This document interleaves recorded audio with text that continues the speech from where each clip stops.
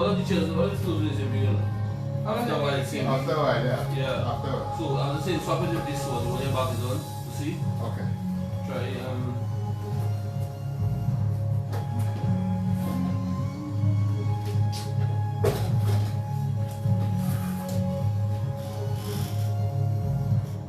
little better. Yeah. So Okay.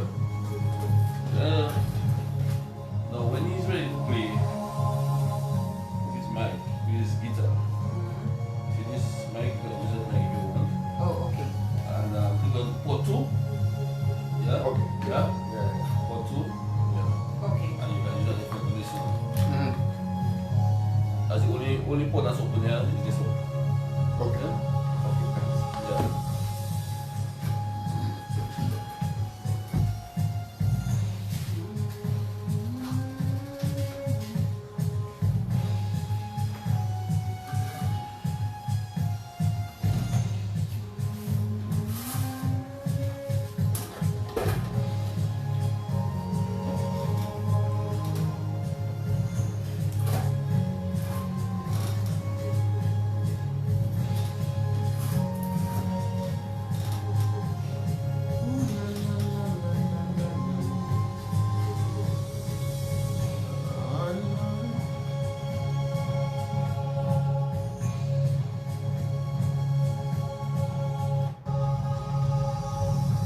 In the Spotlight on Q95 FM radio every Monday night from 8 p.m.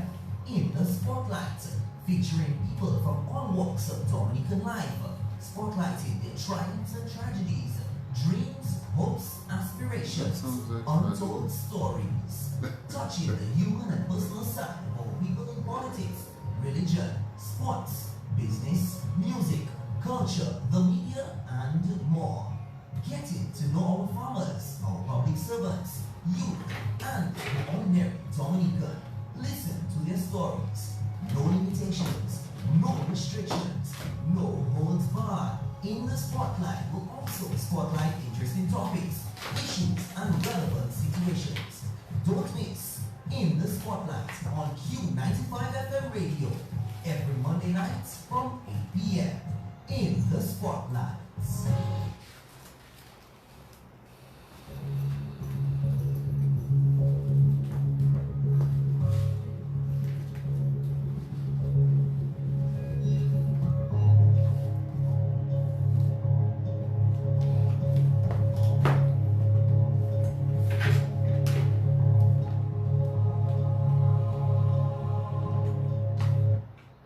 14 minutes, moving down past the 8 o'clock hour. A pleasant good evening to you and welcome to the In the Spotlight radio show right here on Q95 FM radio.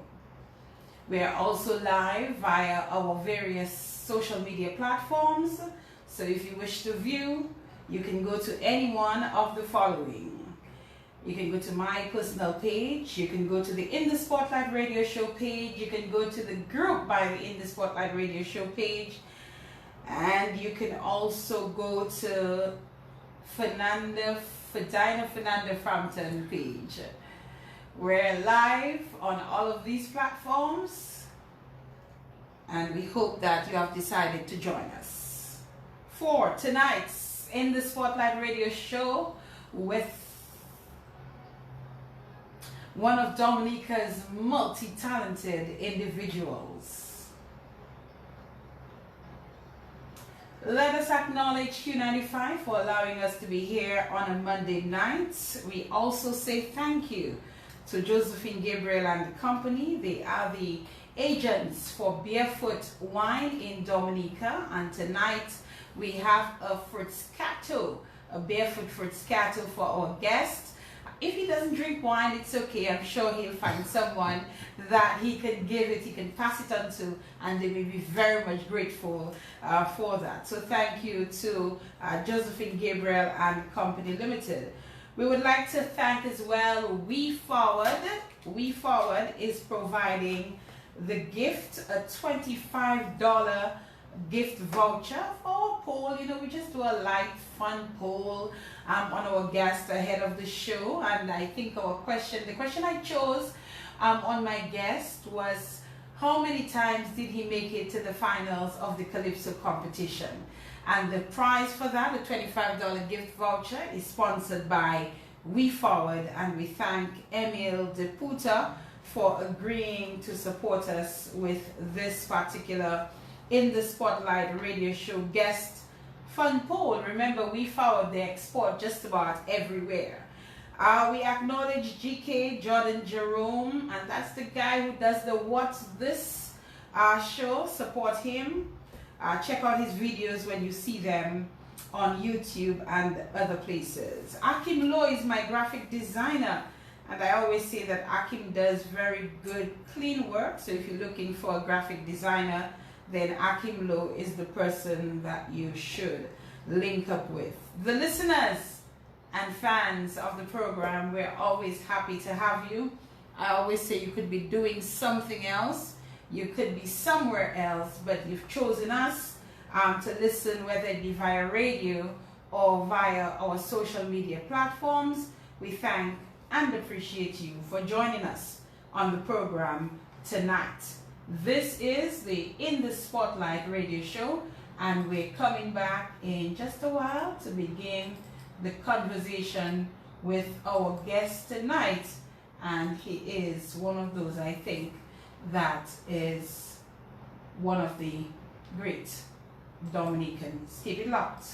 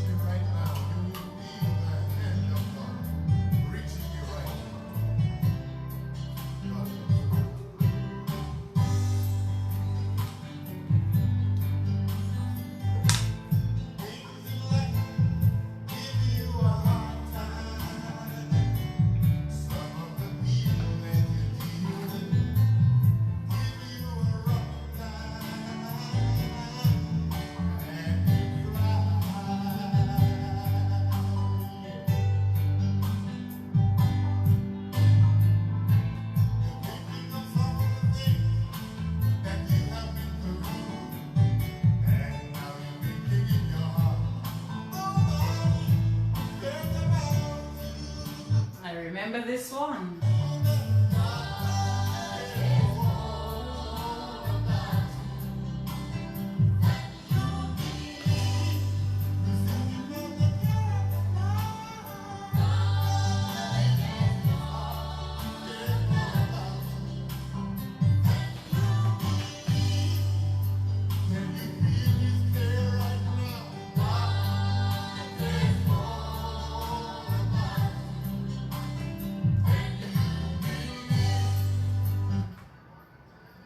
$19 minutes past the 8 o'clock hour. The music of producer, writer, composer, arranger, vocalist, our very own Dominican Jerry Lloyd. And he joins me in studio tonight as my guest on the In the Spotlight radio show. Jerry Lloyd, good evening to you. Good evening, Ferdinand, and good evening especially to all those of you in the Spotlight Radio Land. It's good to be here. Thank you so much for having me. It is a pleasure, an absolute pleasure to have you on the program tonight. Thank you for accepting my invitation. Thanks, Sam. Yes, I for some time, I almost wondered, where were you? You were almost like really below the radar. You know, it's like, is Jerry Lloyd in Dominica? Is Jerry Lloyd alive? Where is Jerry Lloyd, you know? And there is this one particular person who messaged me one time, and she said, I need you to have Jerry Lloyd on your program. Yes. And I said to her, is he here? And she seemed to have known your whereabouts and what you were up to. So, you know, I thank her for reaching out to me first and foremost. And you know, people do that often enough. You know, they call and they recommend, or they message and they recommend. And I guess it's up to me to decide whether or not, you know, I wish to have that program that person on the program. And so I thought, Jerry Lloyd. I know Jerry Lloyd as a teacher at Dominica Grammar School. He never taught me, but I knew him very well in that regard. I knew he sang gospel music, but Jerry Lloyd is pretty much still a mystery, I believe, to me and probably to quite a few people. Are we correct, Jerry Lloyd? Since mystery is a function of how much people know, then I guess yes, that is the case. To some extent, but we're happy to have you, and we're hoping that by the end of the program tonight, not only will you bless us with your maybe ministry, who knows, you might just minister to us, but more so with your music. And we also tonight, I don't know if you'll do any calypso. I didn't ask for calypso. All I said is hold your guitar, and you did. Thank you for doing that. So we will decide what Jerry Lloyd is going to do for us tonight. And probably, who knows, you know, those who are listening to the program can actually send a message and say what they would probably like to hear you do tonight. But let us get to know you, Jerry Lloyd. Your name is Jerry Lloyd. Is that your full name? No, it's not. Talk to us. Officially, I am Christopher Jerome Lloyd. Christopher Jerome Lloyd. Yes. So did the Jerry come from Jerome? Yes, it does. Jerry, that comes from Jeremiah. Well, Jeremy. Actually, I'll tell you what I know about this. According to my mother, when I was very, very small baby, I was called Chris. And somebody came home one day, some friend of hers or some friend of the family, and looked at me, asked what was his name, and said, from today we'll call him Jerry. I saw it was. And from that day, they began to call me Jerry. It is significant, though, in terms of what names mean, because Christopher means a sufferer, kind of, or sufferer, Christ bearer, sufferer. And Jerry, in a certain language, means mighty warrior, I believe. And in another, it means that God is high. And so when I look at the course of my life, the course of trials on one hand, and then the course of ministry, I understand why the significance and why the change would have been necessary, because my life has been to glorify God. Is Jerry formally on your... No. But that's what everybody knows you by. Yes. Do you get any problems with formal documents or... No. No, you just don't put Jerry on them. No, I don't. But people call you Jerry. Yes. And that's what everybody know you as, Yes. Jerry. As a matter of fact, before we hit the levels of formality that we now are at in this earth, I could travel, as people could send me tickets on Jerry Lloyd, and I have traveled as that, but now that things have flipped, then I just use the formality as it. So that was possible Absolutely. back then? Absolutely. Okay. So Jerry Lloyd, tell us a bit about the person. For somebody who is listening to the program and hearing about you for the very first time, introduce us to you. Born in 1963. Oh, not afraid to tell us his age. No, Okay. I mean, it's what it is. I'm not ashamed of it. As a matter of fact, I've missed only about 5 days of my life, officially. So. What does that mean? In 1980, and also in 1993, I went to sleep on a Monday and woke up on a Wednesday. So I missed 2 days each. And then in 1988, I suffered a terrible accident in which I almost died. I was out cold for about 17 hours. So that's 1, 2, 3, 4, 5 days. 5 days. 5 days. But what happened in the case of the 3 days? The 2 days, like Monday to Wednesday? Yes, but I people was don't tired, sleep for that long. Well, I do. Without waking up at all? Yeah. People were not concerned? I guess not, because nobody woke me. Nobody woke you up? No. You were... In the first instance, I had come from a camp. Uh-huh. And so I came back in, I went to sleep on Monday, I woke up Wednesday. Oh, wow. In the second instance, we had been taken out for the school setting in May, just when school is about to end. And we were shuttled to New Mexico for a full year of training, but of course we did full loads in both of the summer programs. And so by the end of the second summer program, my system just, there was no intake. You shut I down. remember getting ready for an exam and I would be sitting in front of a book half an hour and I did no intake. So I woke up Monday morning and I said to one of the guys, tell Professor O'Donnell I will not be coming today. I don't feel very well. I And will sleep that's- Monday, woke up Wednesday. Did you get to do the exam? Yeah, I did. You did. Yeah. He facilitated you. No, actually, well, that was still within the study time, within Okay. the study period. Okay. I will come back to getting to know you, but I must ask about this accident that you just mentioned, where you were out for about 17 hours. Yes, August the 5th, 1988. I am on my way home about 5 minutes from home. I had stopped to see one of the girls who had accompanied me to Curacao, one of the singers.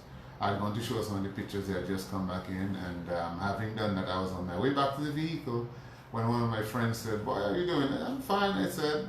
And he said, "Not that quick." I said, "Yeah, the quick guy." He said, "Show me how quick. Take me to Warner." And I was like, because I knew I was tired. I knew I was tired.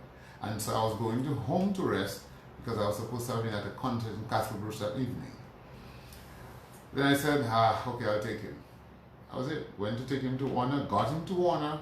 On my way back, the last thing I remember, if you know the road well, was Taro Bridge. This guy, Owen Lawrence, who drove for Barclays Bank, was about to overtake me. At the time, Barclays owned a silver Subaru. Hatchback. And so I looked at him coming through, and I just said, "Not now." I hit the third gear and I took off. That's the last thing I remember. Oh my goodness. Where did you end up? At the entrance to Rodney's Rock. That is the mercy of God. The entrance to Rodney's Rock. That's about almost a mile to 2 miles away from the last thing I remember. And when I think about the number of precipices there are or have been between this and that, that's the mercy of God. And the thing is, I didn't fall asleep. I didn't feel it coming. It was the speed. No, I mean, I'm driving, and the next thing I know is that I wake up and I'm seeing some people looking down at me asking, "What happened?" And they said, "You were in an accident." I was like, "Accident? Where? What was I driving?" And then it began to come back. But the accident, in terms of the physical activity, the whole thing, means nothing to me. I mean, I was taken to the site. I remember nothing to this day. The little things I had them all along. Like I remember at one time, I somehow touching my face and asking if there's something wrong with my teeth. I remember that. And then I remember at one point, you know when you get up from a deep sleep, I remember that kind of feeling and like the breeze blowing on me. Apparently, that's when the guys had lifted me, put me on the back of a truck, and taken me to the hospital. And so I got to the hospital at they got me there at about 3 o'clock in the afternoon. The nurse on call at the time was not very frugal with her affairs, so they said to her, "Well, we just come to leave. We'll leave Jerry Lloyd to die for you," and they left. So they took me to Alford Ward at the time, and between one of the nurses on duty and my brother Colin, who is dead now, they spent about 6 hours while they were trying to find the doctor who was on call. 6 Yeah, hours? they spent about 6 hours working on my pressure points to stop the bleeding. They were successful to the extent that I'm alive today, but by the time the doctor got in at 9 in the evening, I was already turning blue. Incredible. And What were your injuries? if you look at me very closely from here, Yes, I can see right a about scar. there, all the way down here, that was an open hole. And the air, this air, Yes. that here is a sewing job. I can see that. Dr. Paul, Dr. Paul. He was massive job. He just used to- recognized by Q. Yeah. Oh, he for all the things that people say, he has been good doctor. Okay. And so I survived it. But for me, now all of that activity is what I've been told. For me, Taro Bridge, hospital. Hospital. Yeah, that's it.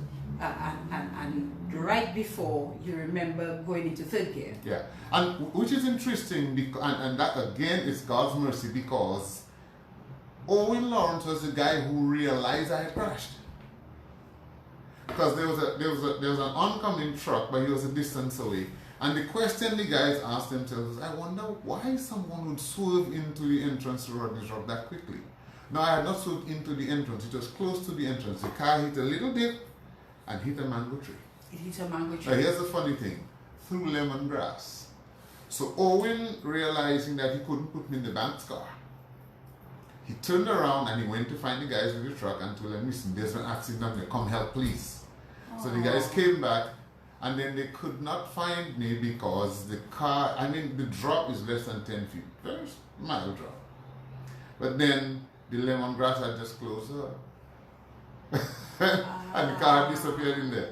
And the only thing that caused them to find me was the fact that the car had hit a mango tree. And so the tree was still shaking. Followed, yes. Yeah, the tree was still shaking, and that was what caused them to find me. And the tree's right there at the entrance, almost at the entrance. What kind of car was it? It was Michel Rafoul's Toyota Mark II. Uh-huh. Yeah. Was it a race car? No, but it was quick. It was quick. It was quick. It was quick. Very solid too, though. Had it been any of these things we drive today, I would have been dead. Mm-hmm. What was your recovery like?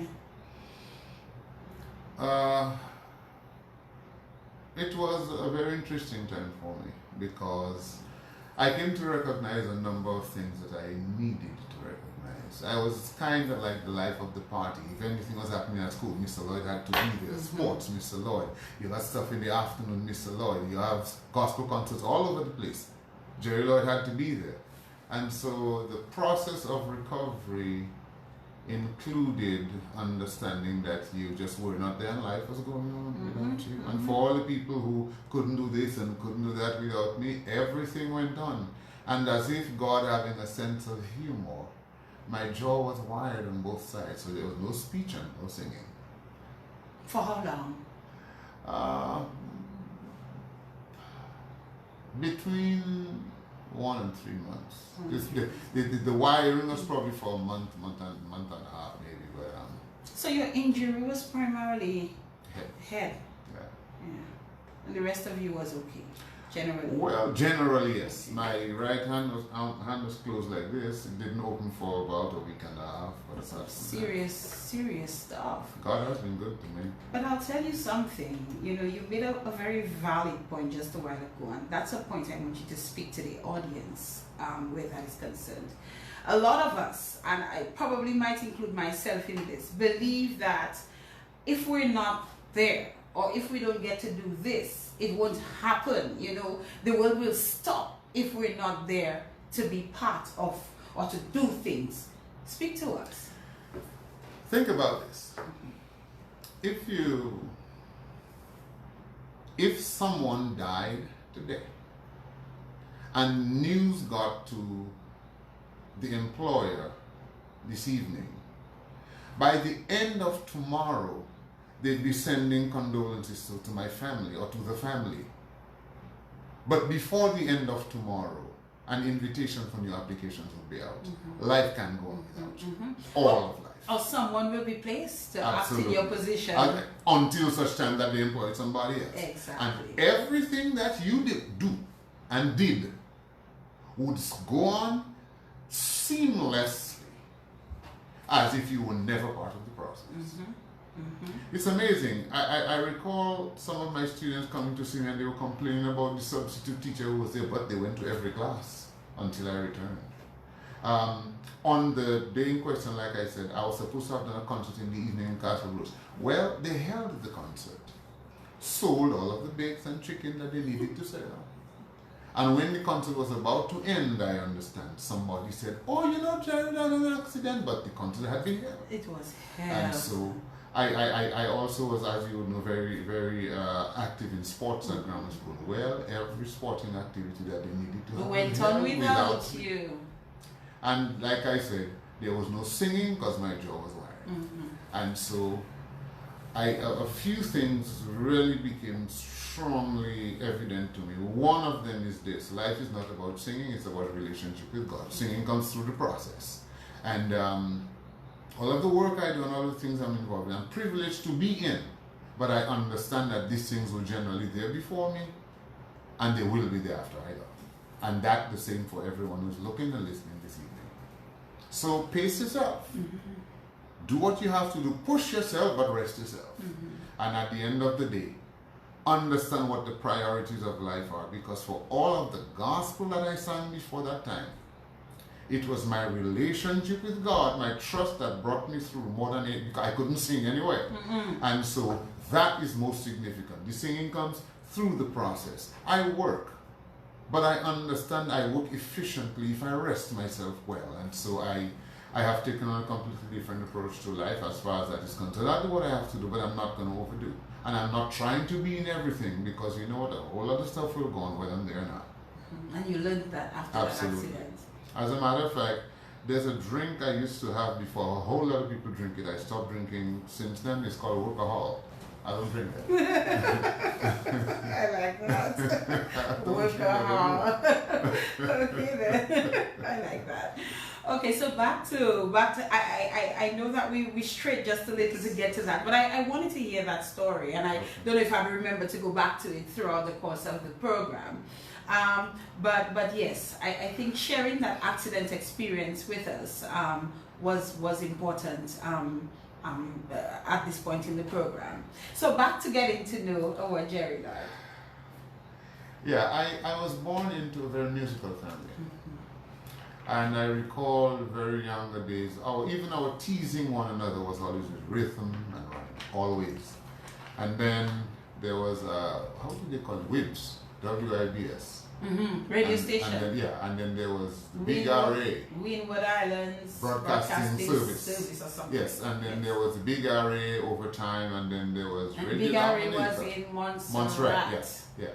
And so there was always music in and around the house. The radio was always on. Somebody was always playing something. And so through the course of time, you get to hear a whole lot, learn a whole lot of songs, just listen to a whole lot of stuff. And so apart from this, I was born to parents who are also musical.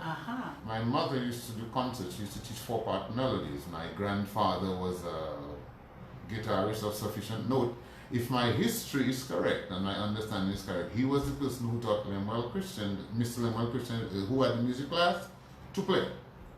And so I've been around a whole lot of music and stuff, and so it was no surprise, if you please, that music became part of what I do. But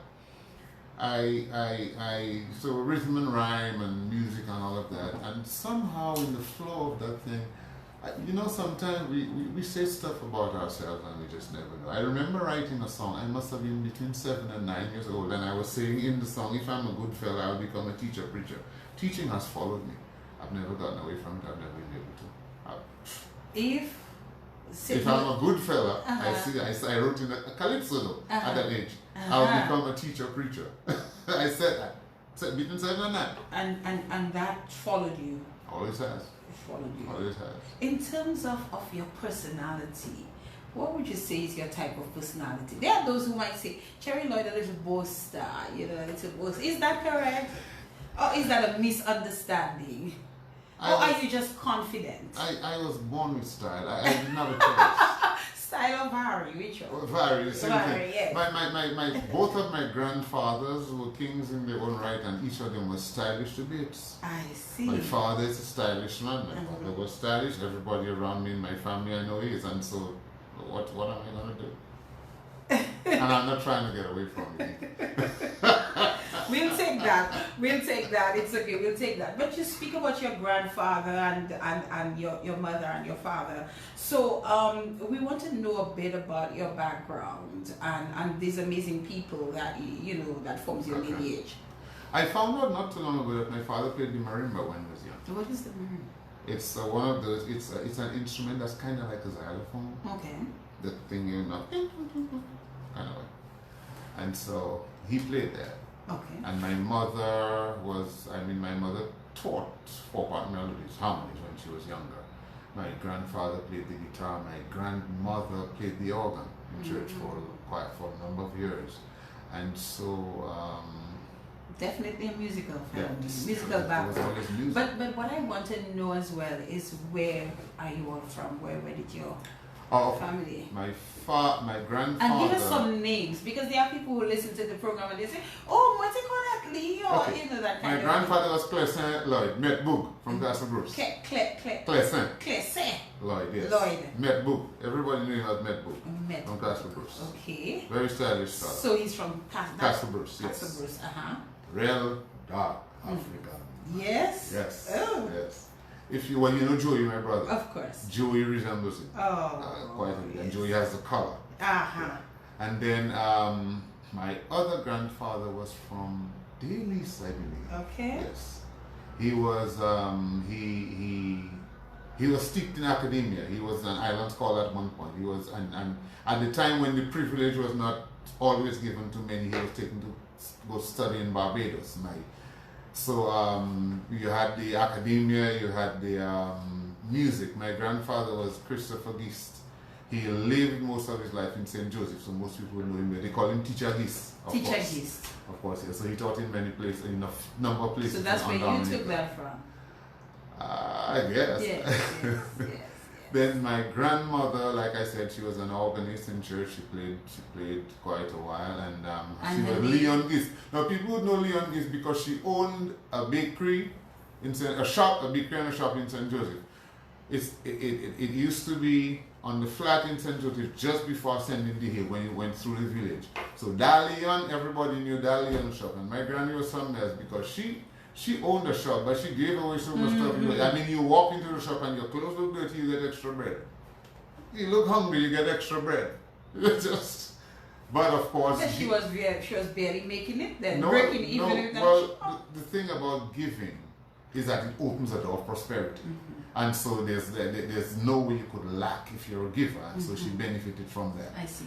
Quite a lot. And so then she owned a shop, she baked bread, she made cakes and stuff like that. So the culinary stuff came from that angle too. Oh, so you are that too? I don't accuse myself, but I try to do so. I try to mess with some things. Okay. Let me tickle your fancy a little. Yes, let's do that. I got a little creative yesterday, and I decided to steam some fish and tickle it with some ripe pawpaw. Tickle it. Yes, but let me behave. You have me smiling from the beginning of this program. I hope you can keep that up. Let's go. Yeah, and so we got that, and we learned to bake, of course, from that angle as well. And then, of course, so the music. Then there's one grandmother missing. You spoke about two grandfathers. Yes. My grandmother on my father's side. Okay. Yes, she was not musical. She was a disciplinarian of magnanimous proportions. And I suppose my father would have inherited some of that because, yes, Lord Jesus. For me, though, and it's interesting because while I'm there, my father was disciplinarian and very matter of fact and what has to be done. You know, it's like how children are growing up now and they have opinions. What's an opinion? You know, there's no do like this and you eat. That kind of way. And then my mother was strict. Smile. Yes, but strict and very compassionate. Okay. And so the interesting thing about it, because sometimes we get caught because some people don't like this parent and don't like that one. I'm of the persuasion that if a child is born, unless that child is the product of rape, the people who brought that child to them must have liked each other at some point. Of course. And so each child is supposed to have the benefit of both parents, if you please. And so what I've discovered through life is when my mother was dying, and I was called, so I dropped what I was doing at the time and I left to go to meet her. It was the sternness of my father that helped me pull her back. Explain that to me. Well,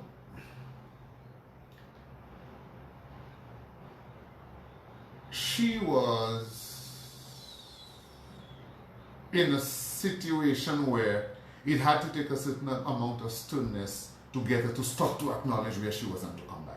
And so I had to do that. Now, I got that sternness from living with my father. Wow. But I have found that when my family members have been in trouble, For example, my brother who lost his kidney some years ago. And even now my father is older. I find that is the compassion from my mother that helps me to handle that type. Your father is still alive? Yes, he is. Okay. Yes, he is. And so I pull, if you please, from what I got from both parents to be able to handle life through the process. And so it for me, and I say this simply but profoundly, the benefit of both parents is what brings balance to the child. And it's interesting in my experience because, well, I'm not trying to go there yet, but I already am. So, my mother and father separated and got divorced when I was about, let's say, somewhere between 11 and 13. So I lived with my father from that age until I got to like 29. Question. Yes. How did it happen that you lived with your father and not your mother? Well, in the divorce, it seemed better for us to have been left with my father at the time. Us? So all of you? All of us, yes, at the time. Oh. Because my mother traveled. So I see. Okay. we never lost touch, but she traveled. And so here it is, about between 7 to 9 years later, I traveled to see my mom. It was amazing. Because I had grown up with my father, I was grown, I was a young man doing what I had to do and handling my stuff. I was already in the gospel and doing things. And when I saw my mother, a little boy inside of me, whom I did not know existed, rose up to greet my mother. It surprised me. My response was, "Look at mommy," as grown as I was. And so it took me, after that, I traveled to see my mother on a number of occasions.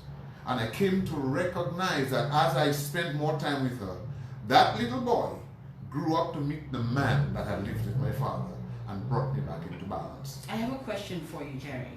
So, when your parents divorced, your mother left and you all remained with your dad. Yes. Were you in contact with your mother? Did Yes. you understand why your mother left? Were Absolutely. you angry with your mother when she left? No, not at all. Not at all. Not at all. Okay. You understood Yes. why your mother had Yes. to go overseas. Yes. What was it like growing up with your father? Interesting. Interesting because my father is more of the matter-of-fact type of person. And so life became matter-of-fact. And so we dealt with it as we grew. I mean, the discipline was challenging. But I'll tell you what, it was good for me. And so, I mean, I got some blows. Oh yes, I think I got blows for what I deserved and for what others did. And then I found myself in a I like people. I got hit for that too. But then later on, through talking to my mother, I came to understand why I like people the way I do. I never understood it before. Was it from her? Not directly. To me, the rest of my siblings could have been more aloof. But I understood why, because talking with my mother, this is what she told me. Every one of my siblings was born in a private ward at the hospital. Every one of them. Including you? No. Oh. I am the only child of my parents who, when I was about to be born, my mother was sitting in the midst of 6 pregnant women who were all suffering. So I was born in the midst of suffering. And hence the compassion and the care. And that's how it turned out. And so when you're younger, you don't have a handle on it. It's just all out there. And so you may do stuff that messes with the orders or the understanding or information that you have from your parents. So you don't lend people's things, but I would probably go home with somebody's little toy car. Right. You get beaten for that. You got to Right. bring it back. You go lend out your geometry set. You should keep that home. So stuff like that brought that kind of challenge to the process. But like I said, it helped me. The discipline, the cleanliness, the clean your room, the keep things in order, to make sure you close the window, you can't leave the door unlocked. And even to this date, it has given me a sense of security that helps me as I walk through. I see people do stuff, I'm like, what? You leaving your bag there and you're going over there? Okay. That kind of stuff. Yes. It's funny because I remember I went to grammar school, and when I was in first form, somebody stole something of mine. I don't remember what it was. But from first form to fifth form, I carried my pencil case. We would play PE. If I was playing football, I would dribble in the ball, pencil case in my hand. If we were playing cricket, I'm ready to bat, pencil case in my back pocket. That's funny, Jerry. That's funny. Nobody was stealing anything from me again. I'm security conscious. As a matter of fact, even today. Yeah. I mean, it's tempered now. I remember when I was in fifth form, I got put on detention though, because we were going to drill. And everybody put their bags. Do you remember the big stone at grammar school? Everybody put their bags on the stone. I kept my bag. It's a slim little bag, and I'm drilling left, right bag under my arm. So people must have thought you were weird. So I get put on detention for it. But here's the kicker. So we're out in the gardens drilling. It begins to rain. So now we all run to shelter. I have my bag, and everybody else's bag is getting wet on the stone. I take the detention. Thank you. From some of what you just said, without saying it to me directly, I was able to pull out the fact that part of your personality is to be compassionate and caring. Now, you didn't say to me, I am compassionate and caring, but I picked it up from what you're saying. And you said it came from the suffering that you said women around your mother at the time were suffering. And when you say suffering, is it that they were having labor pains? I think it had to do with labor because she was pregnant as well. Yes. And you're saying that brought out the compassion and caring nature that you have. And tell me what encompasses this compassion and caring nature that you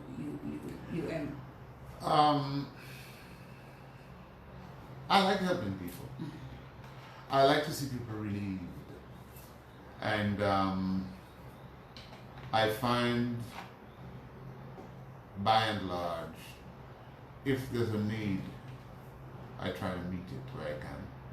I've learned through the process, because people will use you when you're like that. So I've learned through the process. But that has encompassed my being. And for me, it's the simplicity with which it will come now, because it's just there. So for example, when like I said, my mother was sick and dying. As soon as they told me so, I left the job. I dropped the job and I traveled. I told them my mother is not where I have to go. Where was your mother? Canada. Your mother was in Canada. Yeah. So I was in St. Martin at the time. I dropped the job. You left your job and you went to take care of your mother. Yeah. When my brother, my brother lost both of his kidneys. And I remember we were having a conversation through the process. He was on dialysis. And through the conversation, I said to him, if you need a kidney, I'll give you. And he said, you don't give me a kidney? I said, yes, I will. As simply as. Did it come to that? Yes. Did you give him a kidney? Yes, I did. Are you serious? Yes, I did. Yes, I did. You told your brother if he needed a if kidney, he needs a kidney, you'd give him one. And you just said that. And you meant it. Yes, I did. And then it turns out he needed a kidney. Yeah. So you're now walking around with one kidney. I've been doing that we just had our 17th kidney birthday in March of this year. Tell me about that. How this? He got diagnosed with a kidney disease that is just one of those random things that affects 1 in every 10,000 men. And he became 1 in 10,000. And so he lost his kidneys, and they were deteriorating, and I would travel severally to see him and just sit with him, because it's something else to see a grown man suffer. It is something else.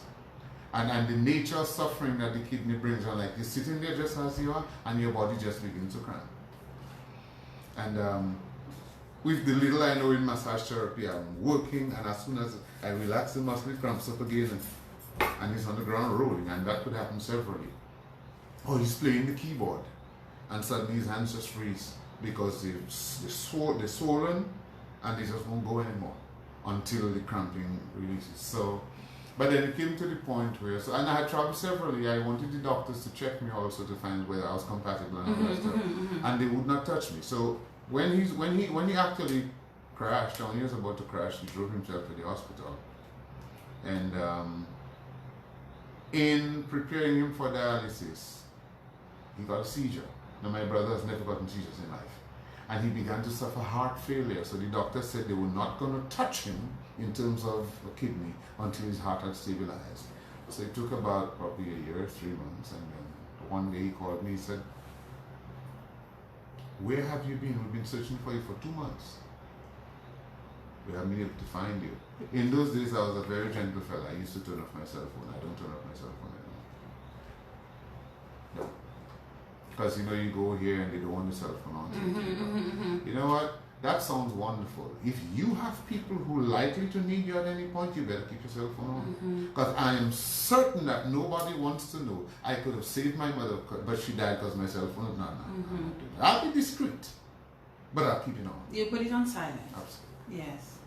So your family was trying to reach you for 2 months and wasn't able to find you. No. Well, also it's a good thing to some degree because God is wonderful, Diana. I began to suffer from acid reflux. I've never had acid reflux before, never had it before, I've never had it since. And so the my doctor streamlines my diet. I'm on water, I'm off the acids, I'm off the milk, I'm off the juices, and unknown to me, my system is being cleaned up for your brother. There you go. And so when he says this to me, my system is clean. And so I traveled to Florida to see him, and we go to the hospital in Gainesville, Florida. And we walk into the hospital, and then the doctor, he introduced me to the doctor who was responsible for the surgery. So she says to me, "Hi, how are you?" I said, "I'm fine."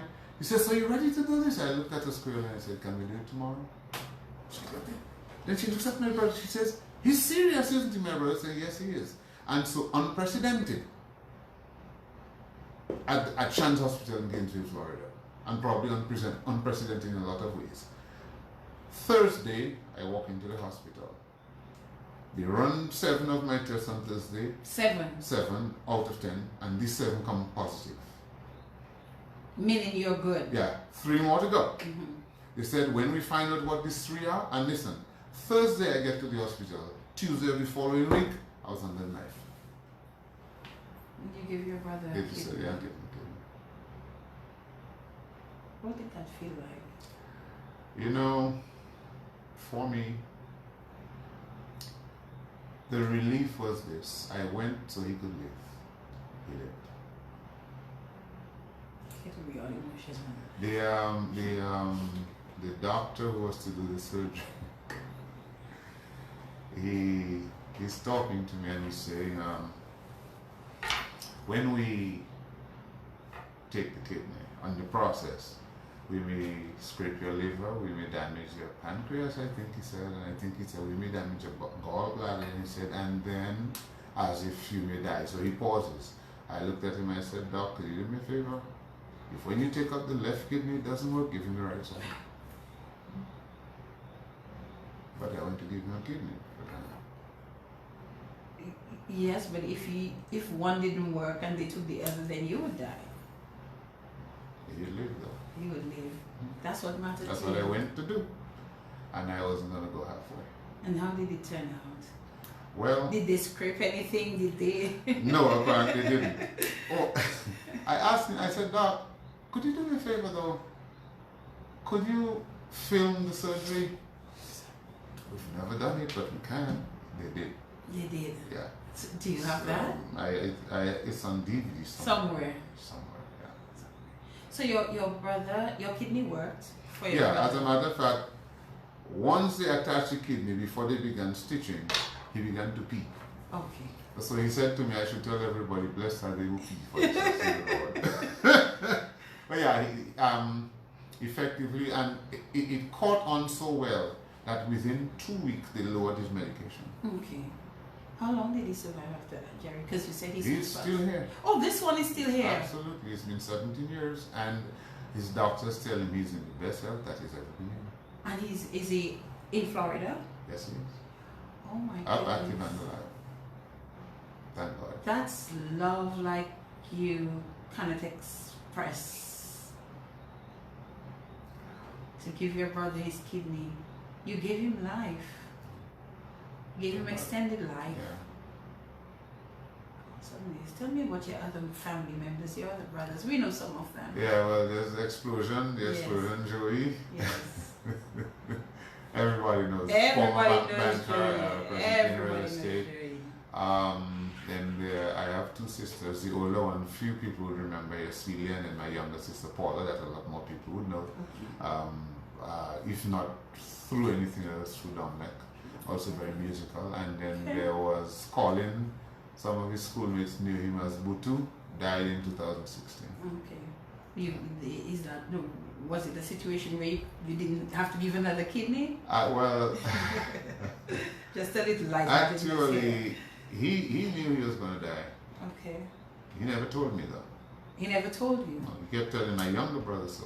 And the day before he died, he spoke to my father and gave my father the expectation that he was going to die. He just died one day. I'm being told he worked at Cable and Wireless. Oh yeah, he did. He worked Yes. at Cable and Wireless for years. He must have left somewhere in the late 80s. Late 80s. Yeah. Okay. Have we covered the family?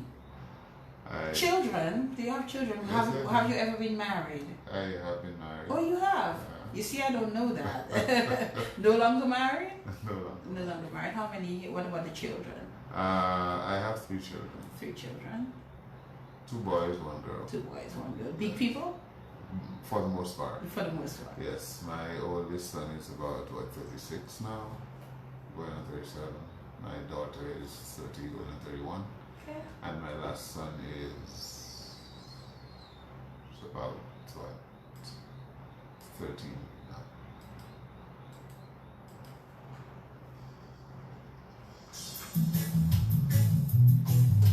Wow.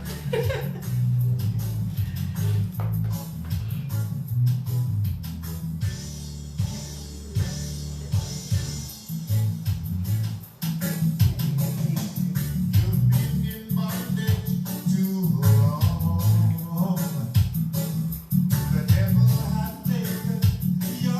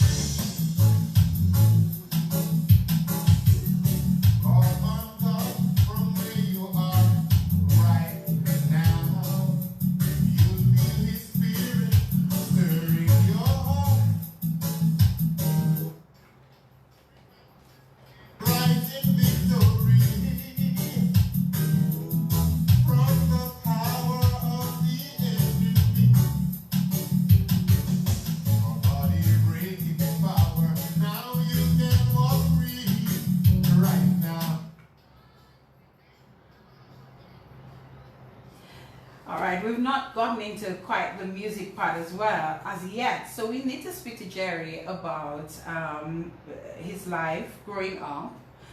You already spoke about your dad being a disciplinarian, but you grew up with your brothers. What was life like growing up with your siblings? And let us talk about where you started your education and where you got to. Okay.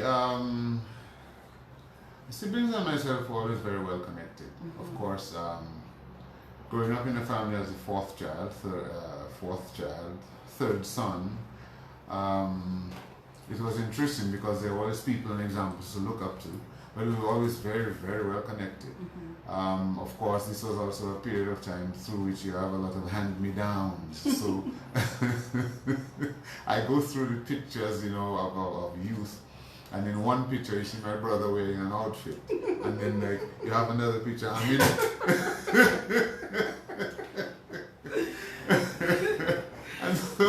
and so tonight, it's amazing what that does for the sense of dress, if you please, the sense of style. And so I was by and large never in style, because I was either before it or after it, based on the time that which some of that stuff came down the line. Of course, the stuff I got for myself, then that's one thing. And then I found myself, I used to like very big clothes. Every now and then I'd ask my father for something. I'd ask my father for something. And so by the time I got to the point where I was buying my own stuff, I was just buying what I pleased. So my pants were the big, outlandish things that nobody else wanted to wear. Pants. There you go. Yes. Oh my God. Wait. As you're saying that, the picture is just formulated in my mind again, remembering you at grammar school. And so what happens, I find myself now being not trendy, but trendsetter, because I wear things that I just like to wear, and so it may catch on, it may not. It's just what it usually does. But Right. The relationship at home was very good. For one thing, when discipline was rough, we found consolation amongst one another. So that became very important, and also it became necessary to be sort of protective to the little sister, so that kind of helped the process too, because it kind of gives you something to take care of and to concentrate on through the course of things. But I will tell you though, while that is going through, I started my education as far as I can remember at Miss Winston School in Goodwill, and close to Lindo Park, Savannah, and Lindo Park rather, and it was interesting going to school there. We learned quite a bit. I remember Miss Winston being the head teacher, if you please, and then there was Miss Charles and Miss George at the time. That taught us very, very, very good, fairly stern, but of course they taught us a whole lot of stuff. As a matter of fact, I still remember a lot of those nursery rhymes and stuff. And as I go through and I talk to people, I realize that a lot of children now have been robbed of the rhyme, the rhythm, and even some who have been taught in nursery rhymes have only been taught it to a point. So if I can use an example, Jack and Jill went up the hill to fetch a pail of water. Jack fell down and broke his crown, and Jill came tumbling after. And that's all some people know. And there's more to the nursery rhyme. Yes. How could you? But it was interesting. So again, even through school, rhyme and rhythm, in learning the times tables, twice one or two, twice. It was always in there. And so I moved out from Goodwill, Miss Winston School, and got into Goodwill School. And we were well taught, because when I got there, they must have put me in what class? The first class I went to must have been Standard 2. We were well taught at Miss Winston School. They did a great job. And so I went through Goodwill School, and then from there, when I sat the common entrance 3 times. 3 times? I passed it every time. So what was the problem? Well, my father wasn't sending me to grammar school with a pass. I mean, come on now. You pass. Because as far as you're going to be more intelligent than that. And I proved it in the 3rd time. I must have gotten the first bursary or something like that. Okay. And so I ended up with a scholarship from the Rosentown Council. Okay. And so we got into grammar school. Grammar school was a good experience. At the time that I got there, 3rd, 2nd, and 3rd form wore short pants. And you did not venture to the top floor of grammar school. Now, if you went to the top floor of grammar school as a little boy, they called you from the beginning of the corridor to the end. You have no business there. No business. But my brother's in 4th and 5th form, so I could go. Okay, you had an excuse. Yes, Okay. and so I got to deal with the likes of people like Shaky and Shaky the Calypsonian and Hixie. My brother was also into Calypso, and so probably by the end of 1st form, I was into Calypso competition at the school. And it was good for me because I must have played second round. Wait. So you did Calypso from then. Even before that, because you said you had written something between ages 7 year old, and it was somewhat of a Calypso vibe. Yeah. Alright. So it was always in you. Yeah, it's always been there. Okay. And interestingly enough, Arthur Bassi Pascal lived next door down the street. Okay. And so he came, we hooked up somehow, and he was into a whole lot of music. So here we are, little boys, 4 of my brothers, Arthur, 3 of my brothers, Arthur, myself, we formed a group, B+. You may have heard of that group. Yes. We are the originals. All right. Of that group, yeah. And so we got to, the first time we went to practice, because I played the drums then. I was lead vocalist and drummer. All right. And in the first practice I was playing, and this guy... How often do you find the lead vocalist being the drummer? Well, Chubby did that. I don't know anybody else. Well, yes. Yeah. Chubby was good at that. And so this guy, Augustus, we call him Method, he comes and stands in the dog bells come abandoned and says, let me play that for you. That was my last day of drumming. So you turned into vocalist and... Yeah, pure vocalist. Yes. And then he came to drum. And he played the drum. Okay. And so we played music for about maybe 2-3 years. And when I got to 4th form, my father says, you know what, you have external exams coming, so we had to just leave the band. So Joey stayed, along with Arthur, and then a few other guys joined the group. So they became B+. And so we came back out maybe a year later just to do Carnival as a completely different group. But because of MED at the time. Mad. MED, that's mad. Oh, mad. Yeah. Oh my goodness. But that was some of the music in the midst of that also, of the Calypso. So I did that. I recall we also had the national competitions at the time. So there's Calypso in February, March, and Calypso in October, November. Later on in the year. So we did that. Okay. All right. And what about academics? Did you? Yeah, my did you manage? Yeah, I did fairly well. I generally did fairly well. Okay. Fairly well. Fairly well. I was generally somewhere in the first 3, for a while. Yeah, but that's not fairly well. Yeah, it's fairly well. That's good. If you were in the top 3. I came first one year and my father cut my behind. That's fairly well. Yes, he did. The grades were not good as far as he was concerned. So although you came first, your grades to him were not good. Were not good. So he beat you. One of those things. Okay. Your father was truly something of a disciplinarian. But you see, here's the deal. If you're gonna have high standards, you gotta pay the price for it. If you're gonna be an achiever, you gotta pay the price for it. And so the process is challenging. It's daunting and it may even seem discouraging, but the end result, when you look at the end, look, I was 29 years of age. I had left my father's house for the first time. I was living in a house with 2 other ladies, a cousin of mine and another lady. And I began to witness some things, and I went back home to my father. I said, Daddy, thank you for beating me. Because I have just discovered ladies can be nasty. I never knew that. I mean, in all my years, I never knew ladies could be nasty. I always understood fellas could make a mess and so on, but ladies always. I went back. You mean untidy? Yeah. Yes. You left. I discovered that at 29. I didn't know ladies could be untidy. I discovered that at 20. I went back to my father. I said, thanks for beating me. Yeah. You helped me because I Yes. just found out. Because you knew how to do everything. I mean, you knew learn how stuff, to, yeah, you yeah, know, take care of yourself, yeah. be clean, be tidy, that kind of thing. Yeah. As a matter of fact, my when I was 9, my older sister said, come. You see this? This is the ironing board, that's the iron. She said, today is the last day I'm going to iron your clothes. I'm going to teach you how to iron it today. That's it. And that was it, you learned. Yeah. So we've been through, but like I said, the process helped. So through school, the discipline, but again, it kept us on the straight and narrow. So by the time all of that stuff with the dreadlocks and the weed and all that stuff, I mean, Did you dabble? no.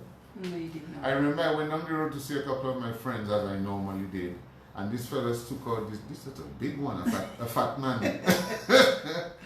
And they lit this thing up, and as soon as they cracked the match light, I ran home. You I ran. mean, nobody told me I had to. I just, You know. and so, yeah, it helped us through the process. So overall, grammar school days were good days. Absolutely, Good days. absolutely. I was a small boy at grammar school, man. I did every sport. They beat me in everything. I was never making the times until I got to fifth form. When I got to fifth So on your form, way out then? yeah. Well, by fifth form I had been jogging. I was developed. In fifth form I was You're looking a like man. yeah. But at first form it was bad. Second form it was bad. I mean, I ran the cross country every year, and I only made cross country in fifth form. It was terrible. But of course, football. That was I played. You played good football. Yes. Okay. Yes. So from grammar school, where did it? Sixth form lead you? college. Sixth form college. Sixth form college. I did that for a couple of years, and then, well, at the time, you could have come out of college and go to teach. Okay. So I applied for a job, and I got employed as a teacher at the St. Andrews High School. St. Andrews. St. Andrews High School. How did you fare out with that? Because you lived in it. I didn't establish where your family lived. Your family lived in Rosa. Or while I was at Goodwill School, we lived in Goodwill, Okay. and then we moved to Belfast. So by the Okay. time I got to first form of grammar school, we had just moved to Belfast. Yes. Okay. So that's where I lived. But well, when I worked down there, I lived in Wesley, so I'd come up on weekends. But that was my first job, St. Andrews High. You know Powell? I taught him. You did. Yes, sir. Alex have white beard just like you, Reese. So Well, he may be older than me too. When I started teaching, I was young. I was young. Some of the students may have been older than me. It's just that at that time I was extremely serious. I have much more of a sense of humor now than I had then. But I always saw you as that. Your face always sérieux. There you go. Toujours sérieux. There you go. To some extent, I was almost glad that you didn't have to teach me. Stephen is your brother, He right? is. Yes. Stephen and I have a joke. Stephen came to my class for one day, account, and decided he was going to do geography instead. I would have probably done the same thing. Or maybe I would have warmed up to you. Who knows? Yes. But it was necessary because you enter the profession young and you get to teach people who are your age, probably older, and they cannot know. Because if they do, there you go, and it's going to mess with your ability to reach and to be so And then, well, at the time, to most of the people I would have considered friends were older people, like gray-headed people. That's who I spent my time with, that's who I spoke to. And that kind of puts the more serious outlook on you, so that helped a lot. So I taught at St. Andrews for 1 year, and would you believe it, when I was through at St. Andrews High School, I did not want to teach anymore. The experience was not very good. It was terrible. It was not very good. In what context? Is it the students? Is it the just having to be away from home? No. I think what it was, when I went to school, strictness was just part of the process. And it's amazing because people look back at some of that stuff now and they say, well, this was abusive here. But in those days, there was no abuse. You got beaten, you recovered and went back to school tomorrow. You know, there are some people who have had a hard time through it. I do understand that. But by and large, we just handled the problem. So we laughed it off. Did you beat students? No. You didn't beat students? No. That was the job of the principal. Oh, really? Yeah. Okay. But Well, what did you do? I just thought, I mean, you have situations and you treat them the way you know they get treated at school, but I you see. find out that the school is. No, you don't do that. Yeah, We don't do that. how don't you do that? And then. So give me an example, sir. And I'm even calling you sir. Give me an example A student of a is situation. disrespectful in class. Mm-hmm. You speak to the student answers back. Right. Back chat. He persists in answering back, so Right. you take him to the principal's office. Uh-huh. He's happy to go. How do you get happy to go to the principal's office? We have a joke on a fellow we know well who went to the principal's office in my time. And so I'm not taking the cane in. I'm not taking the cane in. The principal looks at him and he begins to roll up his sleeves and says, "You're not taking the cane in? Then I'm going to use physical forces." So he humbly and took the caning. That's how we knew school. So what was the principal going to do? Punch him or something? I don't know. He said he was going to use physical forces. He never got to use physical forces, so I'm not going to surmise. Right. But or the principal has decided if you come to the office you get caned. Yes. So one boy goes to the office and he knocks the door. The principal tells him come. He canes him and says, "What did you come for?" He came to bring a message from his mother. Oh, But according to the principal, if you come to the no. office, now you see the way he's saying, "Oh no, like you're sorry." That's what school for. We just laugh at stuff like that. But what kind of teacher were you? What kind of teacher were Me? you say you were? Yeah. Strict. You were strict. And then, but of course, the compassion doesn't go away. Strict to the sense that your students would fear you. Well, some of them were, but that wasn't the intention. Was we're gonna get the work done. Right. And one of the things I did every year, when students were most angry at me, I asked them to write what you think about Mr. Lloyd, the good, the bad, the ugly. So we have to put on him and say you can't be But proud say or you not. have guts. It doesn't make a difference because there's no reprise, there's no punishment. I should just be respectful. But how would you feel though when they would say the not so good things? It helps me It helped you. because, I mean, I'm dealing with people, and if this is what they think and it talks about me in this way, then it may be that I need to make adjustments as well. Because you know, I am. And would you? Absolutely. You would make adjustments. But you know, interestingly enough, I've done it here, I've done it in St. Martin, I taught for a while, I've done it then, I've done it now. Strict, but he cares. Strict, but we're learning. Rough, but we're understanding our work. And even now I meet people who have taught for years and they said, "So you know what, you didn't only teach principles of business, you taught us life through it. You didn't just teach us accounting." And so the strictness was a means to an end, the end being you got to get this, you got to learn this. Whatever else we do, we got to get this, you got to learn this, and you have to be good at what you do. And so I've maintained that, and yeah, it has to mean good still. And like I said, being young through the process, it was necessary because I was going to be teaching a whole lot of people whom were Your age or older. close enough. Yeah. Yeah, and you know, I've taught quite a few people. What subjects did you teach? Principles of business and accounting. Well, when I was at St. Andrews, I taught history and literature. Don't tell anybody else. Okay, guys, you didn't hear that. Literature and history. Yes. Did you have any? Okay, we don't want to repeat that, but in these two subjects, did you have any experience? Did you do those at school? Yes, I had done both. Okay, I had done okay. both. I mean, the greatest challenge was neither in the history nor in the literature. The challenge was I wanted to teach young people, like, you know, 14, 15, 16, and they gave me first to fourth form. So, you know, I was teaching as some children. Teaching children was interesting. It was challenging because their focus was not where you were trying to go. So you're making this point and you're just about to give the last piece to put it together. Sir. Can you explain that again? Sir, no, he's not. Sir, you get my book. I'm like, Well, so you deal with it, you deal with the guy, and then so you're back on it and you're about to hit it again and sir, you pinched me like, hello. But it was good because it teaches you to now temper. And of course, you can't teach everybody at the same level in that sense, or trees. So you come down the line. But the discipline was what got me, and so I didn't want to teach after all through St. Andrews High School. And that is where we left off. So you didn't want to teach after St. Andrews High School, but so what did you do?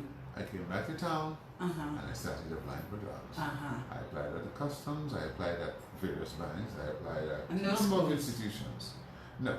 No schools? No. Okay. I wasn't trying to do school. It would be interesting to know how you got back to school. So I was getting no employment. Of course. Nobody was responding to me. Of course.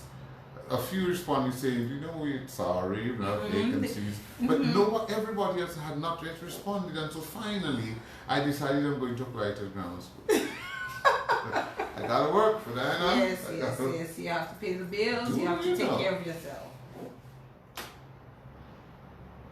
I'm interested enough because my brother had applied to grammar school also. Which one? The one whom I gave a kidney. All right.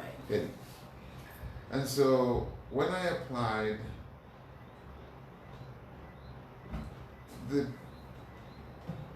he was in an interview and he told the principal and my brother said, employ him instead. He did. Because they were not going to employ 2 hours at the time. So he gave up his for me. You see that? And what happened later on in life?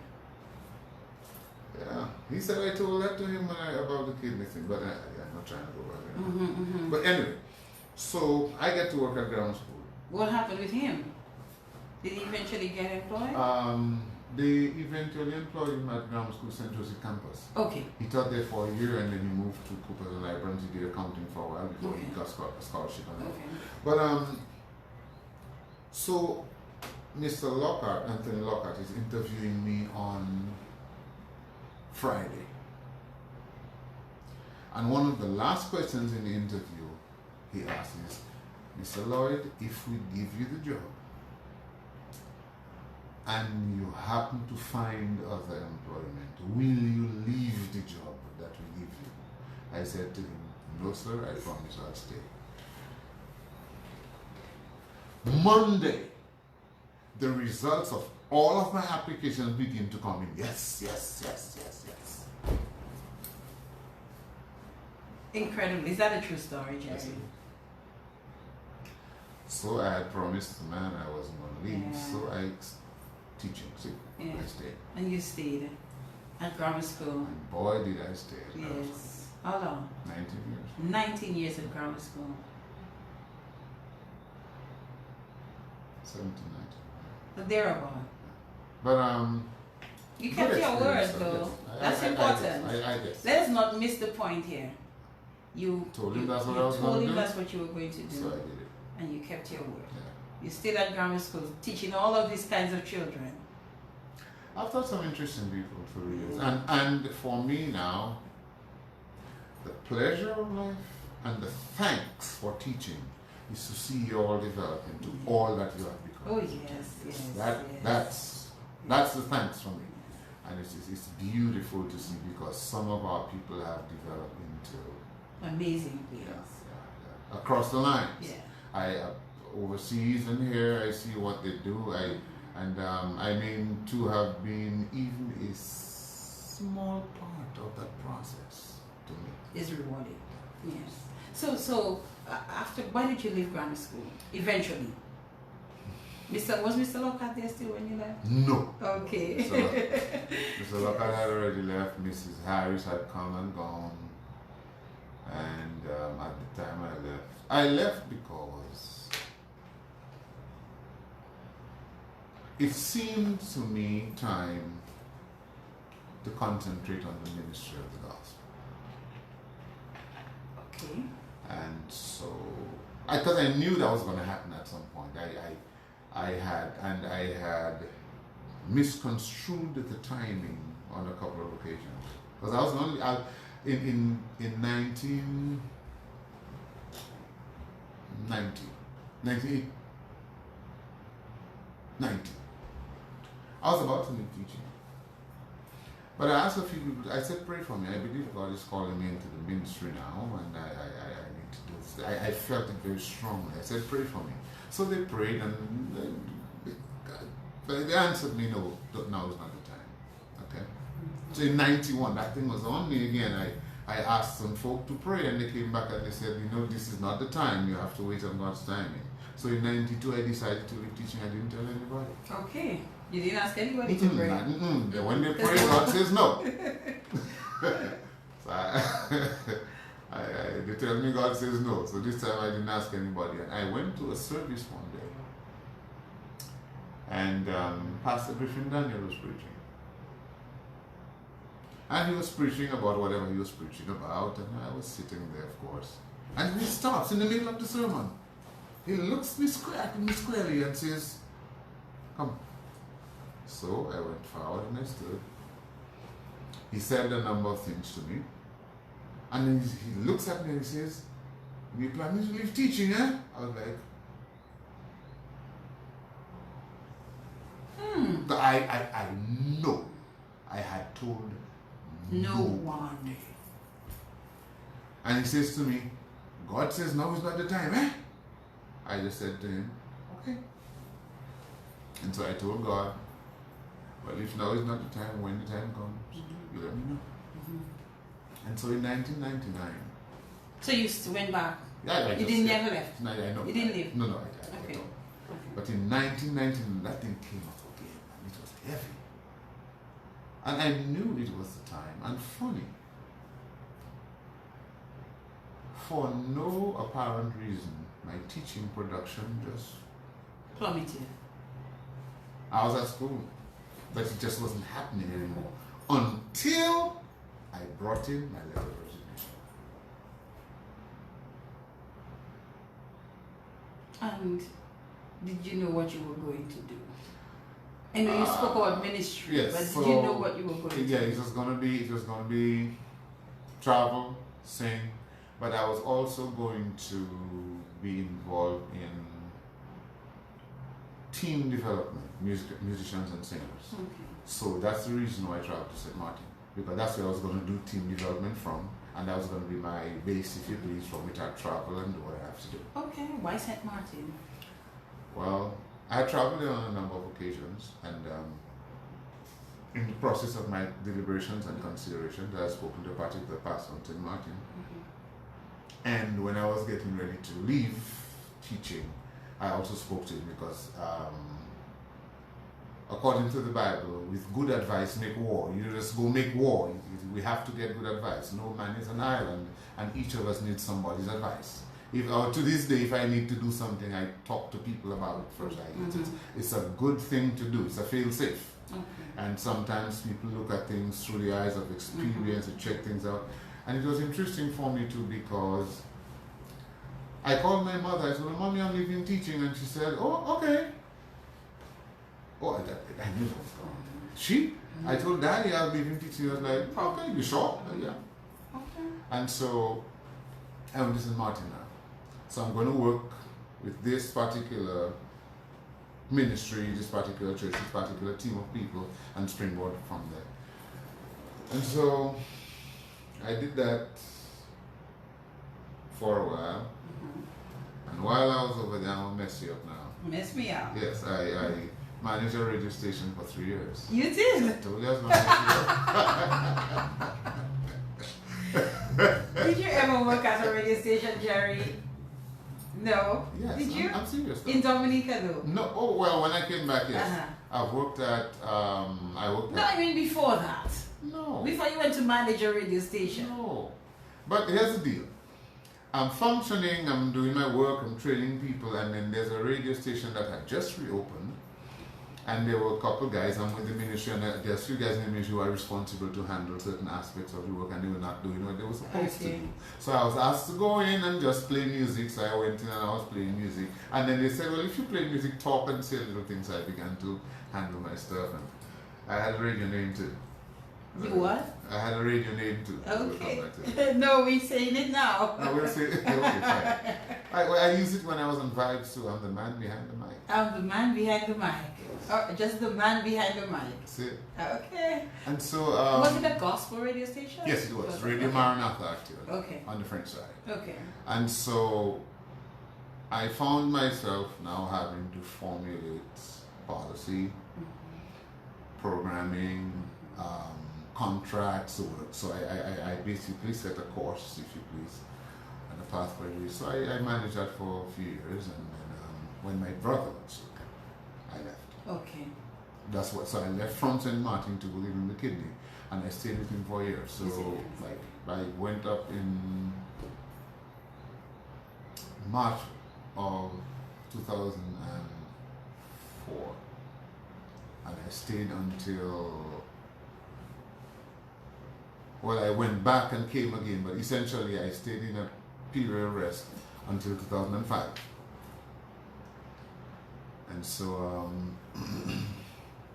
when I got back to St. Martin, some fella asked me to help his daughter with, they were going to do, like one day before the CXC exam, I came back through, and he asked me to help his daughter. I said, well, okay, I'll help her with accounts. I said, well, if she needs help, if she has any other friends who do, let them come along.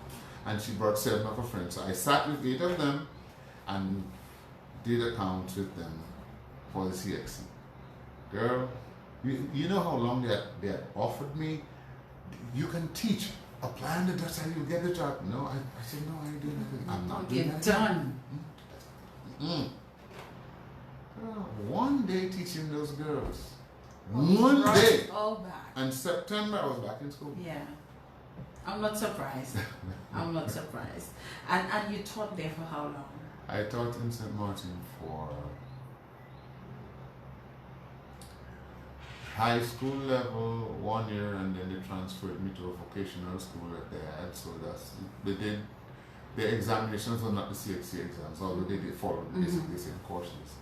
So I taught up there for 5 years, and then I started teaching music to little children for the next probably 3-4 years. So.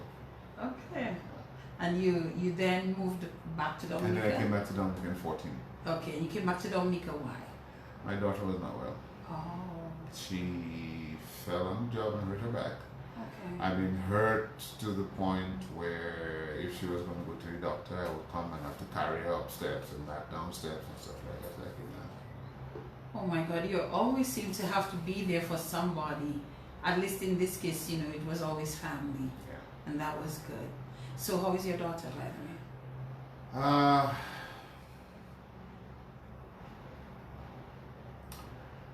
She's still challenged. There was a point at which she started walking again. But then it's been a challenge. Okay. It's been quite a challenge. She's holding though. She's holding on. She's better at handling the process, if you please. Yeah, so she's holding on a lot better now. Okay. This is the In the Spotlight radio show. We're here with Jerry Lloyd. We're going to take one of his tracks and we're going to come back to talk some more. This time I want him to start thinking for me and tell me about becoming a Christian in 1979, what that has been like. Are you still a Christian? And we have to talk about entering the Calypso arena. Why did you enter the Calypso arena? The link between Christianity and coming from gospel to Calypso, writing Calypso and all of that good stuff. Yeah? We can do that? Absolutely. All right, we're coming back. It is 9:40, the time in the studios here at Q95. This is one that many, many people love. Check it out.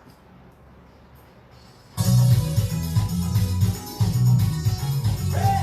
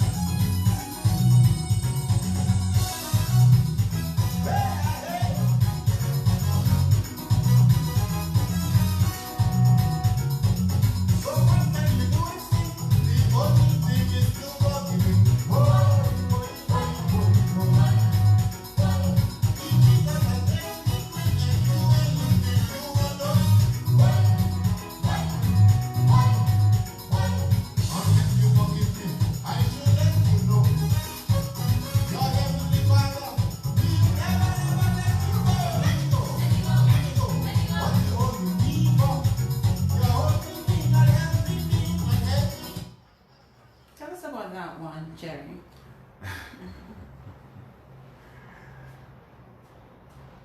I started writing that song in 1990, I believe it was. I wrote the chorus to the song in 1990. I have to tell you that in 1982, a preacher by the name of Owen Baker laid his hands on my head. He told me God was going to give me songs and that I would hear it, words and music, and I write. Now, I had already been writing, so it caused me to discover what was really going on. And so I wrote the choruses of that song when I was on a road tour in the US. They call it a Forgiveness Revival. And then I come back to Dominica and I am at home and somebody came home to see me and was upset with me and began to tell me off. Ooh. And right in the middle of the process of telling me of the verses of the song came. So I said, hold on, please. I went inside, I wrote the verses, then I came back and I said, what were you saying? This is incredible. Incredible. I made a discovery too, though. A discovery because through the song, one of the things I come to understand is this. We had always understood forgiveness in the sense that if you offend somebody, you've got to beg. And they make you beg until they decide to tell you that you forgive them. But through this, I come to understand, you know, if I do you wrong, and I shouldn't, but if I do, at the point where I ask you to forgive me, the weight of that sin drops from me to you. You carry it if you please. Yes. Because you're holding me. Not helping me doesn't help you, but you prevent God from forgiving you when you hold unforgiveness in your heart. This one was really a very popular one back in the day. In fact, many of your songs were relatable. People could relate to them, and you know, they were very popular. And people really loved your music.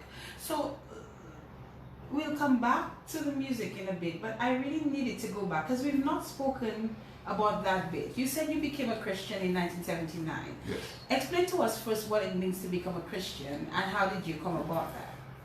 All right.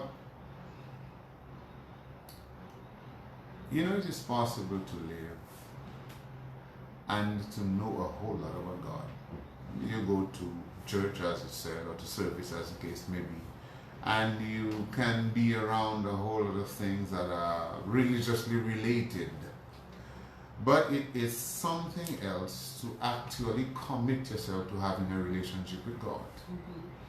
It does not mean that you are no longer flawed, because we are. It doesn't mean that you're not going to have challenges, but the commitment of life is to not just have, but to pursue that kind of relationship. And so in 1979, I was invited to a church service by a friend of mine, schoolmate of mine as well, Bernard Henry, who works at Social Security.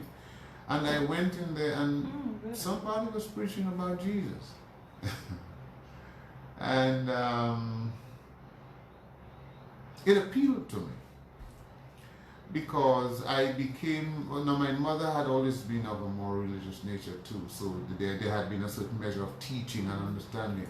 But I came to the understanding that it is actually possible to have a relationship with God through Jesus. And I'll tell you something. Of all the things that I've ever been, of all that I've ever had, of all that I've ever been through, there is nothing like coming to God in a childlike way and asking Him to change you and to know that He lives inside of you and that you can relate to Him on a continuous basis to the point where everything about you and your life, the good, the bad, the ugly, you can relate to Him on every facet of things. And that, for me, that beauty, I came to know in 1979, and you ask if I've ever left it, never, and I lived it. I didn't sign up to change.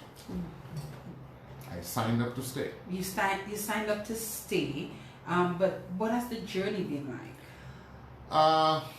Interesting, because when I became a Christian in 1979, I was of the persuasion that Christians were perfect people.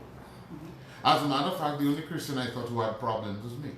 I knew I had problems. I wanted to do this right. I wanted to walk right, and I didn't always get it right. But I thought Christians were perfect people. I don't think so anymore. No. I've learned we're all imperfect, but we want to reach, and we serve a perfect God who is able to make all men perfect. So when we present Him, when I present Him now, I present Him as the perfect God for all of us. And so, but when that happened, I began a journey and a search that now began to include prayer and reading the Bible and through the Bible, the fact that man shall not live by bread alone, but by every word that proceeds from God's mouth. And as I continue to live more and more, I see that being so true, because there are so many things about our lives and so many answers that God has actually related and referred to and spoken to us about. It's just that so many of us don't take the time to check it, you know. So, for example, I work hard, and sometimes I'm challenged because I always meet my deadlines the way I want to, but I found out that all things are full of labor. We're always going to be working. And then I you know, you run into problems and you don't want problems anymore. And I discover that man that is born of a woman, who is all of us, is full of trouble. A few days and full of trouble. So we're going to have problems. And so instead of not wanting problems, it becomes now a matter of how do I conquer the problem? Can I find the opportunity in the problem rather than the problem in the opportunity? And so it changes the focus of life because of that relationship. And as I read through the Bible more and more, it forces me to change. Challenge? Absolutely. Problems? Absolutely. Troubles? Absolutely. Things go wrong sometimes? Absolutely. I was married. Good God. I didn't marry to was married. But problems come. But can I live past it though? And hold that relationship as the foundation of all that I do. And keep that word as the basis by which I live, though I may make mistakes day after day. And understand his forgiveness through the process and his willingness to restore through the process, so that I also become a source through which people can be restored, and a source through which people can come through. Can I now become an encourager of life rather than a discourager? Somebody who pulls people forward rather than to discourage them. And that it has impacted my life fully and totally. Continues to do so every day of my life. And through this came beautiful music. Yes, Tell me when absolutely. the music production began. Outside of the time you did this stuff at 7 years old. When I gave my heart to Jesus, when I became a Christian in 1979, a couple of things happened. I had tried to play the guitar before, and I couldn't. I had never been successful. And when I did that, I made that decision. I picked up the guitar, I started to play, and so I started to play. So I started to write. And so I got a book and I started writing my songs in the book. I must have written about 32 songs or so. And of course I was singing the songs. And man, the criticism and the blows, because I came at a time when it was taboo, it was sinful almost to play calypsos on Sundays. I mean, it was better to play Jim Reeves Across the Bridge, yes. and even put your sweet lips a little closer to the phone, which is a song about unfaithfulness, than it was to play Walking Up the King's Highway by Joseph Niles on a Sunday. You just didn't play calypso on Sundays. And here comes this young upstart in church where people play country and western, singing calypso and reggae, and I'm like, are you crazy? But that's how the songs were coming.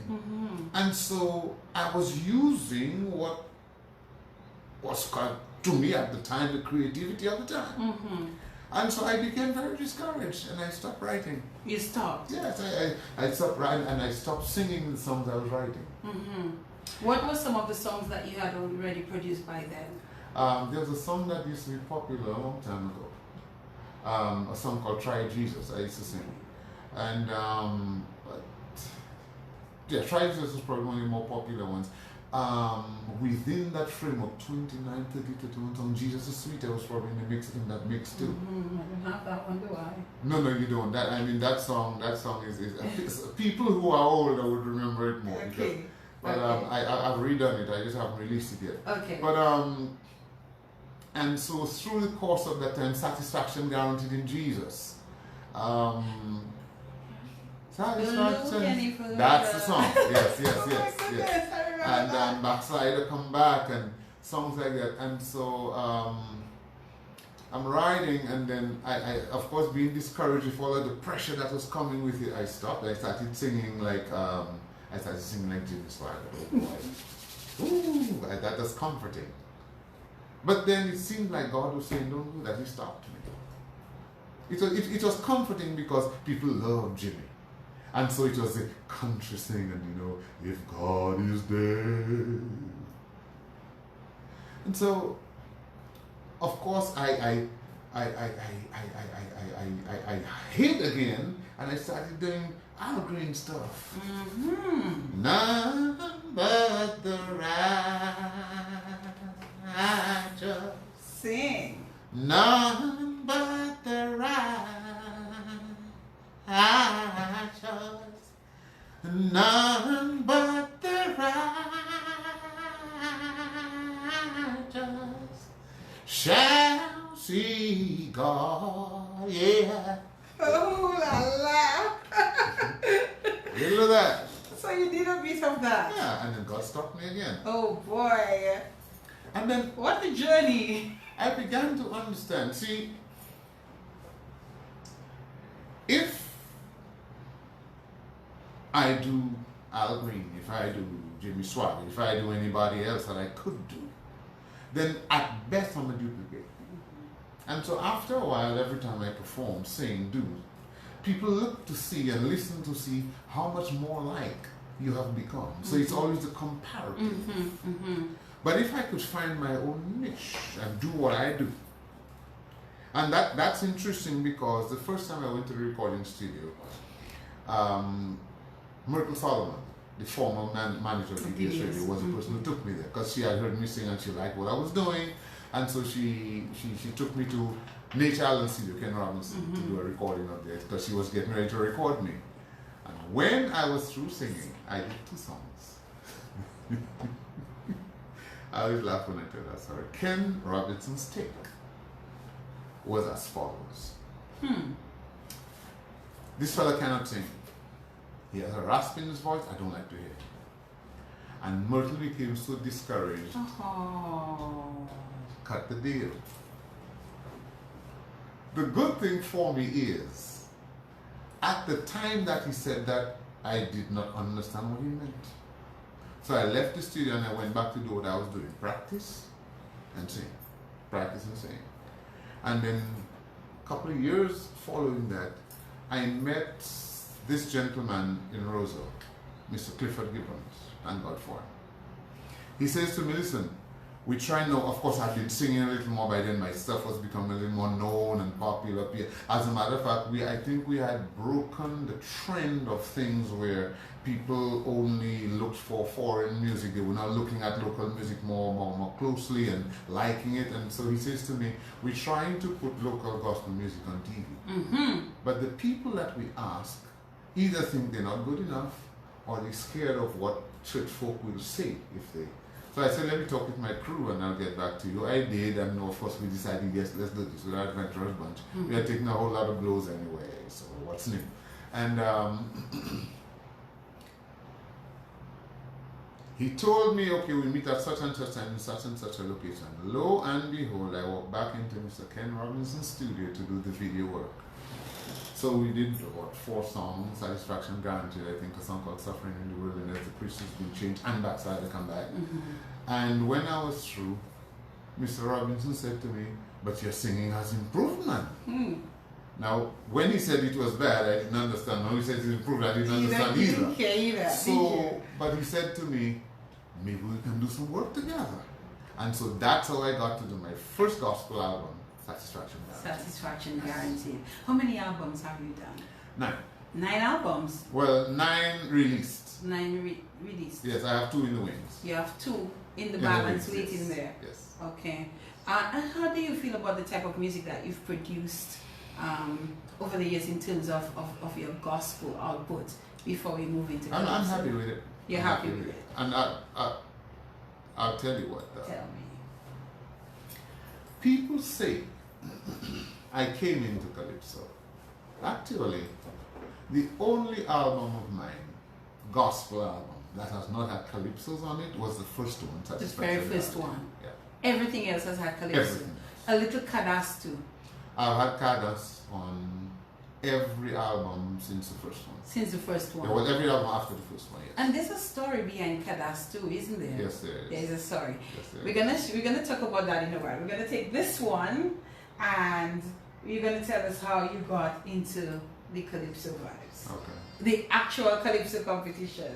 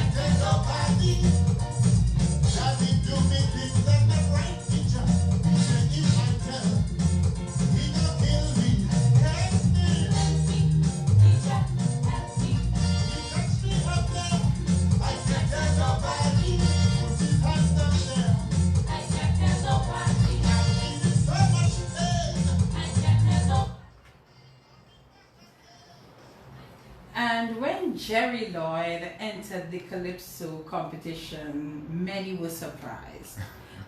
And with reason, I would want to think. So although you said that you had incorporated Calypso into your gospel, I think for us, it was, isn't he a Christian? Do they sing?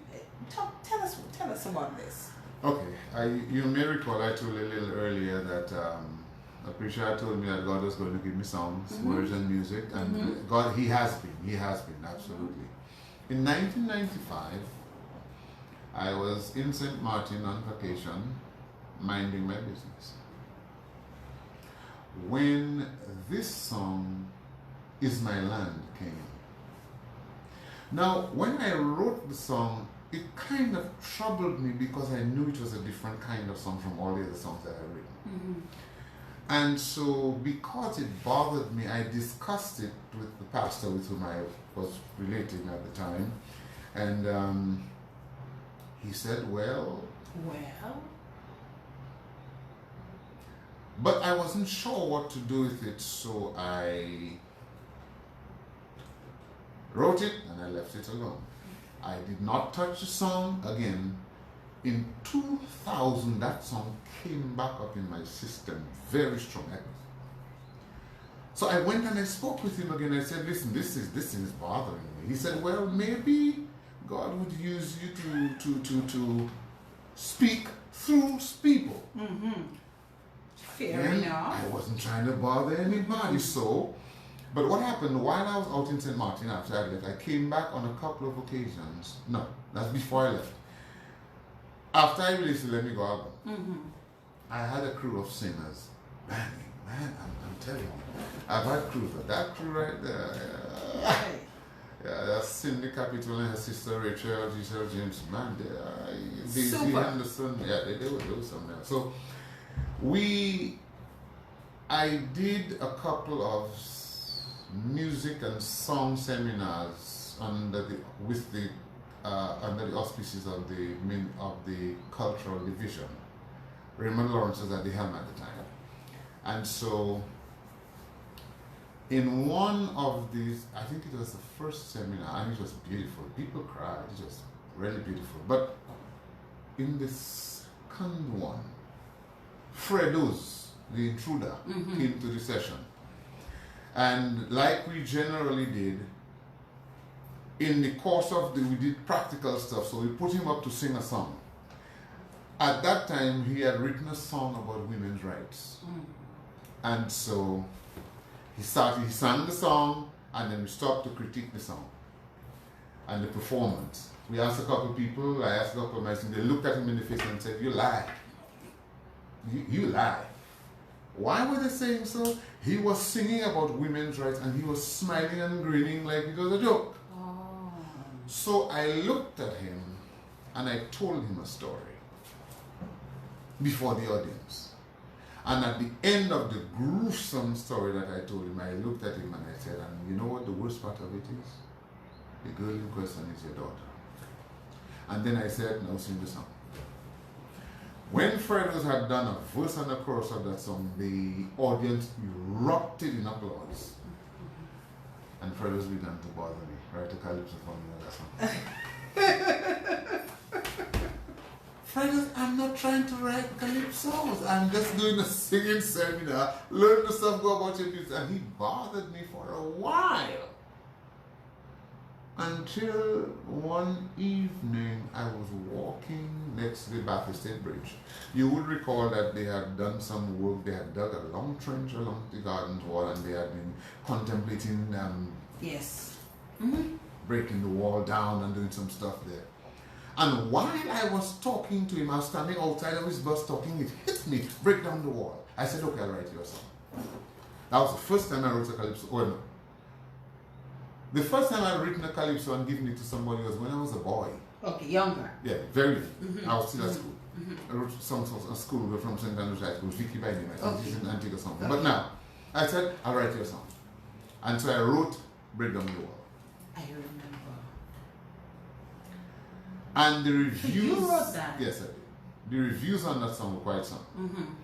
But I recall also when he came to my house to practice the song, I told him, don't come back to my house. Don't come back here until you start exercising. Because what I would do, I write the song, I teach you to sing it. And he came to my house and he almost died. Just breathless. I said, don't come back to my house. So he Good started, night, intruder. We're not saying anything bad about you, okay? so he started writing his life and stuff like that. Yes, yes. But, so that was the first time I wrote a song. Then, of course, around that time, Lenny goes out. And so, Bassie asked me to write him a song. Is it? Yeah, I wrote for Bassie. Bassie figured, man, no. When I wrote for Bassie, I wrote a sweet melody song because all the years I've heard Bassie singing, for most of these years, Bassie sang songs if I was a minors. But remember, I told you we started playing music together as boys. When Bassie played music as a boy, he never sang songs with minors, and his best songs were always easy melody songs. As a matter of fact, I remember part of a song, not right now, I remember part of a song he wrote when we were young, while we were in B+. We never performed the song, but I remember it, part of it. Anyway, some kind of song. Easy melody. But when I wrote him the song back, he said, boy, I like to sing with minors, so I did. Senator asked me to write for him. I wrote a song for Senator. He had done Beating the System. And he asked me to write. So the next year I wrote a song for him called Humble Yourself, Senator, Before the System Bite You. But he told me, boy, I don't like my songs that kind of way. Not like, well, you hear my song and you want me to write for you, I'm not going to write the way you sing. So, but I said, Young Bull asked me to write for him. I wrote for Young Bull. Yes, I did. A song called Time to Change. Yes, I remember. He sang it, the judges didn't Time like it. for change. Yes. No, time for change. Time yes. to Change, something. Something like that. And the judges like, we are Mr. Going to gospel song So, and here am I, minding my own business. I got invited to the World Korean Music Festival, the first one. Alright. And I accepted the invitation. And somewhere along the line, they rescinded it. Oh? I won't tell you the story I heard on the street, but that was not, so I did not get to go. You didn't get to perform? No, I would have gone. Yes, you would have. Was it gospel or combination? No, they tell me I'm World Korean Music Cadence, that's what I was bringing. Okay. And at the time, of course, if Let Me Go was out there, then Your Pastor Tremor was banging, which was the song of the day, which became Cadence, the Cadence of the year on DBS that year. Which is that one? That one. You make beautiful music. And so,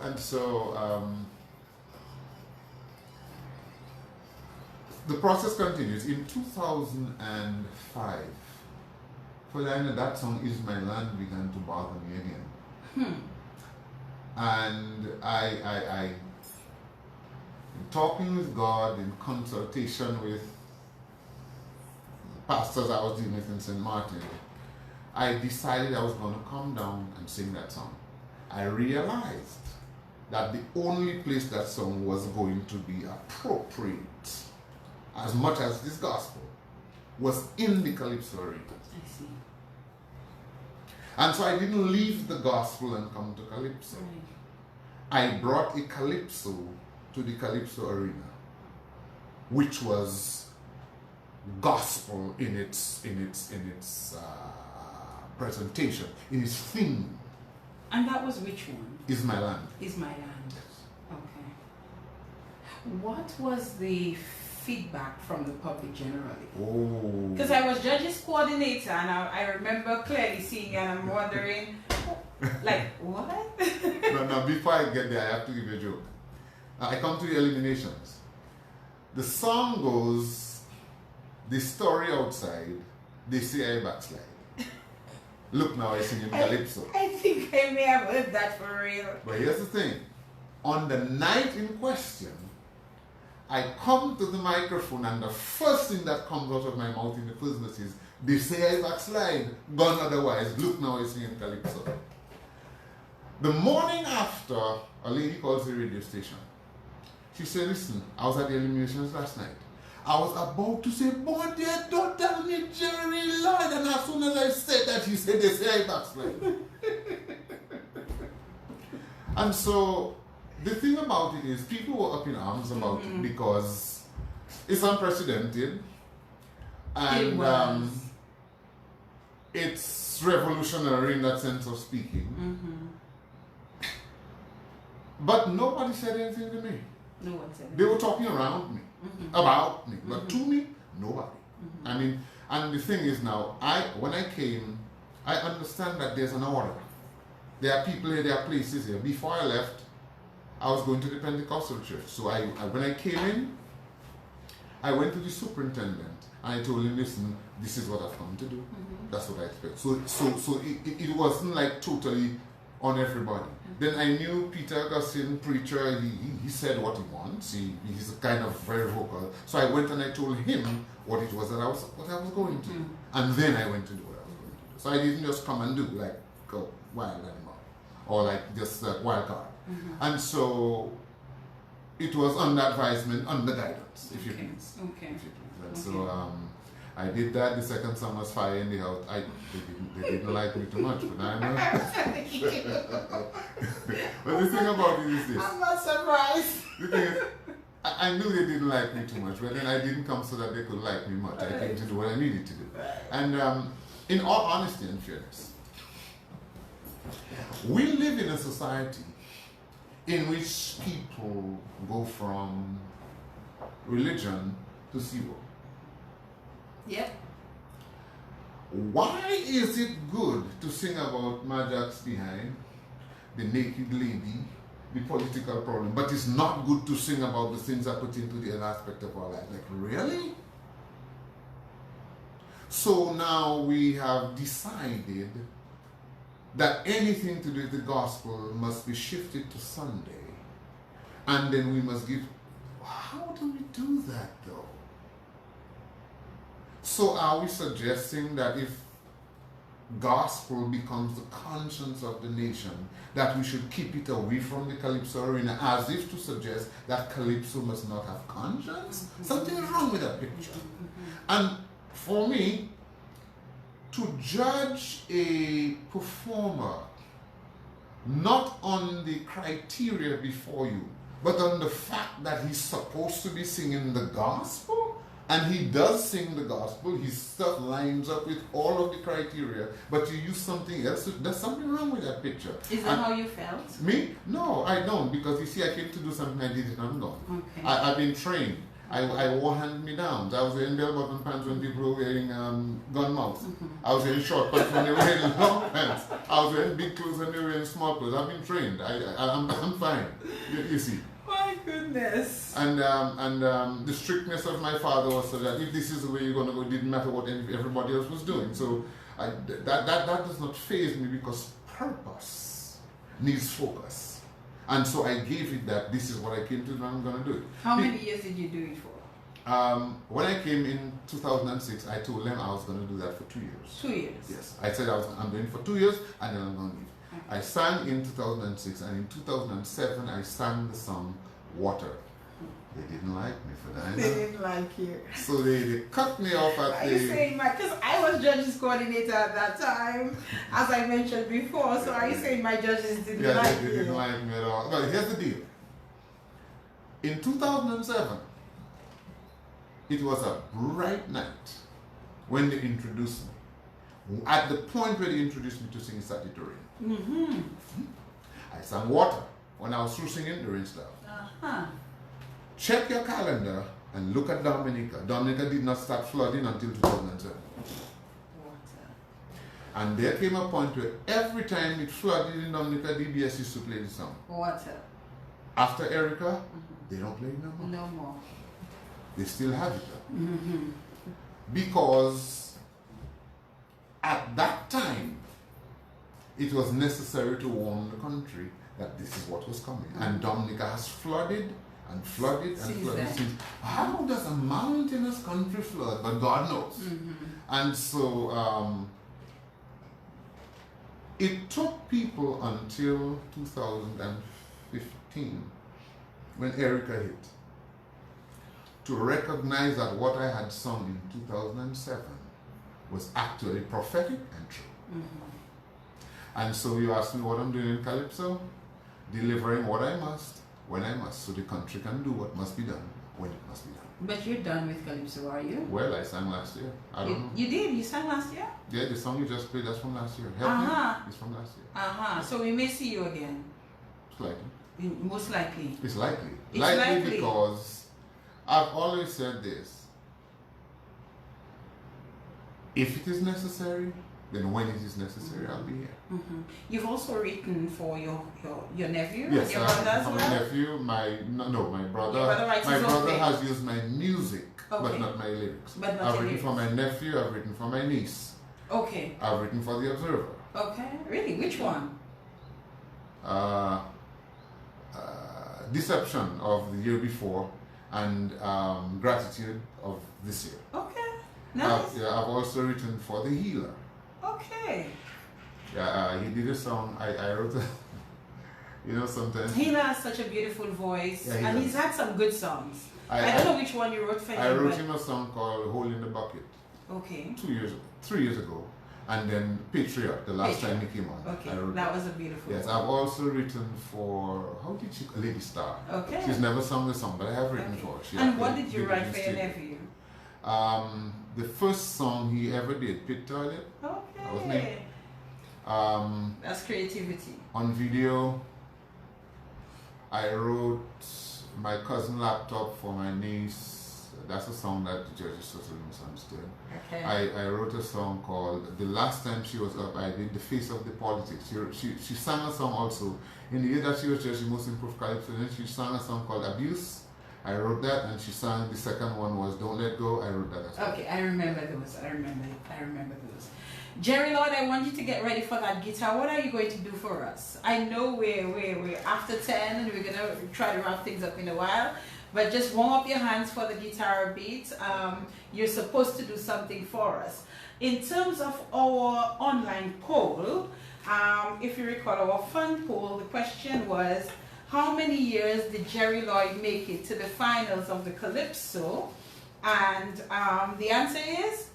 Twice. Twice. You made it to the finals of the Calypso Yes. twice. And we have a prize for somebody, a $25 gift voucher, or a voucher from We Forward. So thank you for that. So Jerry, while you're getting ready for your guitar, just put your hand in there for me and select one of those so we can get our winner for tonight. Let's see who is going to win that $25 voucher. Let me see. Oh, you can say it for me.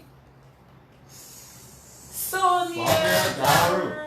Congratulations, Sonia. Sonia is a huge fan of the program. Congratulations to you, Sonia. You've won the $25 voucher from we forward, so we'll arrange for you to get that whenever you're ready for that. And if you're out there listening and you would like to contribute a prize for our polls, I would really appreciate it. Just inbox me. Doesn't have to be anything big. It's just a little something to go with, you know, the poll and to create the excitement around it. So feel free to just message me, inbox me and say, I would like to contribute a prize for one of your polls because I want to continue doing it every week. So we are going to get ready to do something from Jerry Lloyd. What are we going to do? Which one? Let me start with a little bit of what's old. What's I'll what? I'll walk down the line quickly. Okay. Good. You've been looking and asking, fussing and fighting so long, pushing and shoving, confused and yet convinced that you're so wrong. You're coming close to the time when your frustration will drive you mad. But there's hope for you in the one you've neglected so long. Oh, satisfaction is guaranteed in Jesus. Don't look any further, don't search any longer, He's got it. Thank you, Jesus. He will take your jealousy and quell your greed just like He freed us. And we want to let you know the satisfaction is guaranteed in Jesus. Yes, we want to let you know satisfaction is guaranteed in Jesus. Yes. Woo.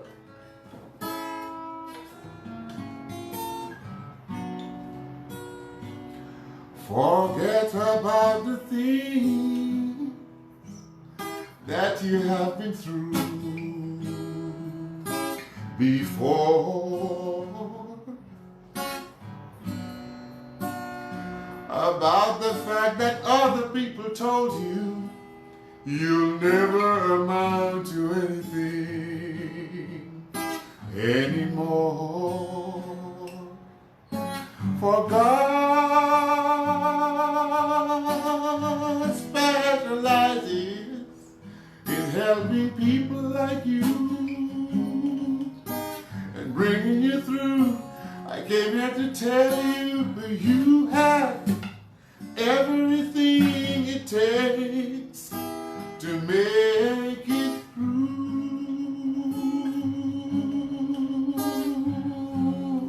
Oh yeah. You have everything it takes to make it through.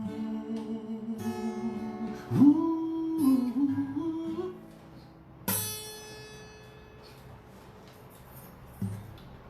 God has been good. God has been good to me. I cannot tell it all, but I know that His mercies have kept me. His loving kindness better than life. He holds me when I fall, and I know His grace is sufficient for me. How can I thank the Lord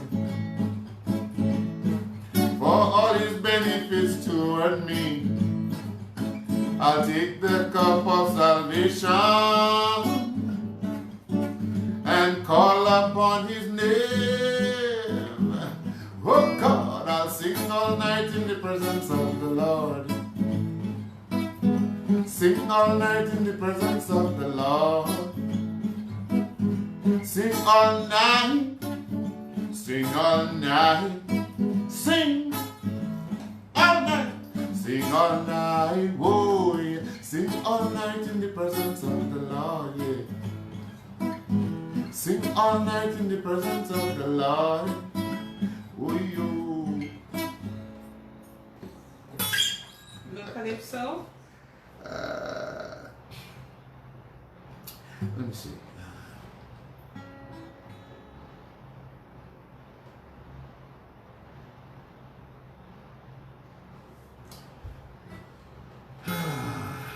see what comes to mind. Okay, he says I've been gathering. thinking about it lately. It seems like parents playing games. The lack of consideration evident when they give their children names. I met a woman married to John who called her baby Erickson. Leave the poor fella home wondering what is going on. You know, some people take their children. Oh, Lord have mercy. Anyway, the chorus goes, they play in the name game. They play in the name game. Children feel the pleasure or all of the pain when they play the name game. They play in the name game. Oof. That's great stuff. Awesomeness. Awesomeness. Is that the last one you're doing for us?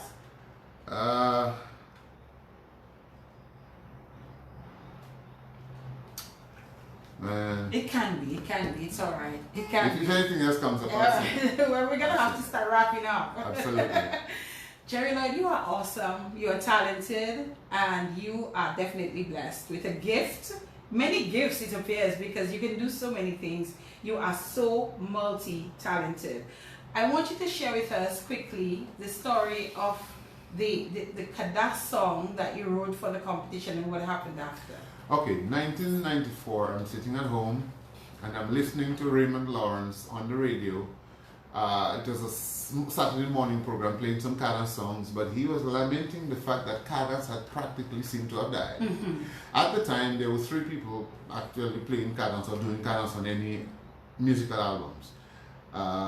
Chubby, of Midnight Groovers, Ophelia, Marie, and myself. And so I'm sitting there, I'm listening to him, and while he's talking, a song just hit me. I call it Musicano. Basically, the song says, Nous voulons jouer Musicano, Cadence.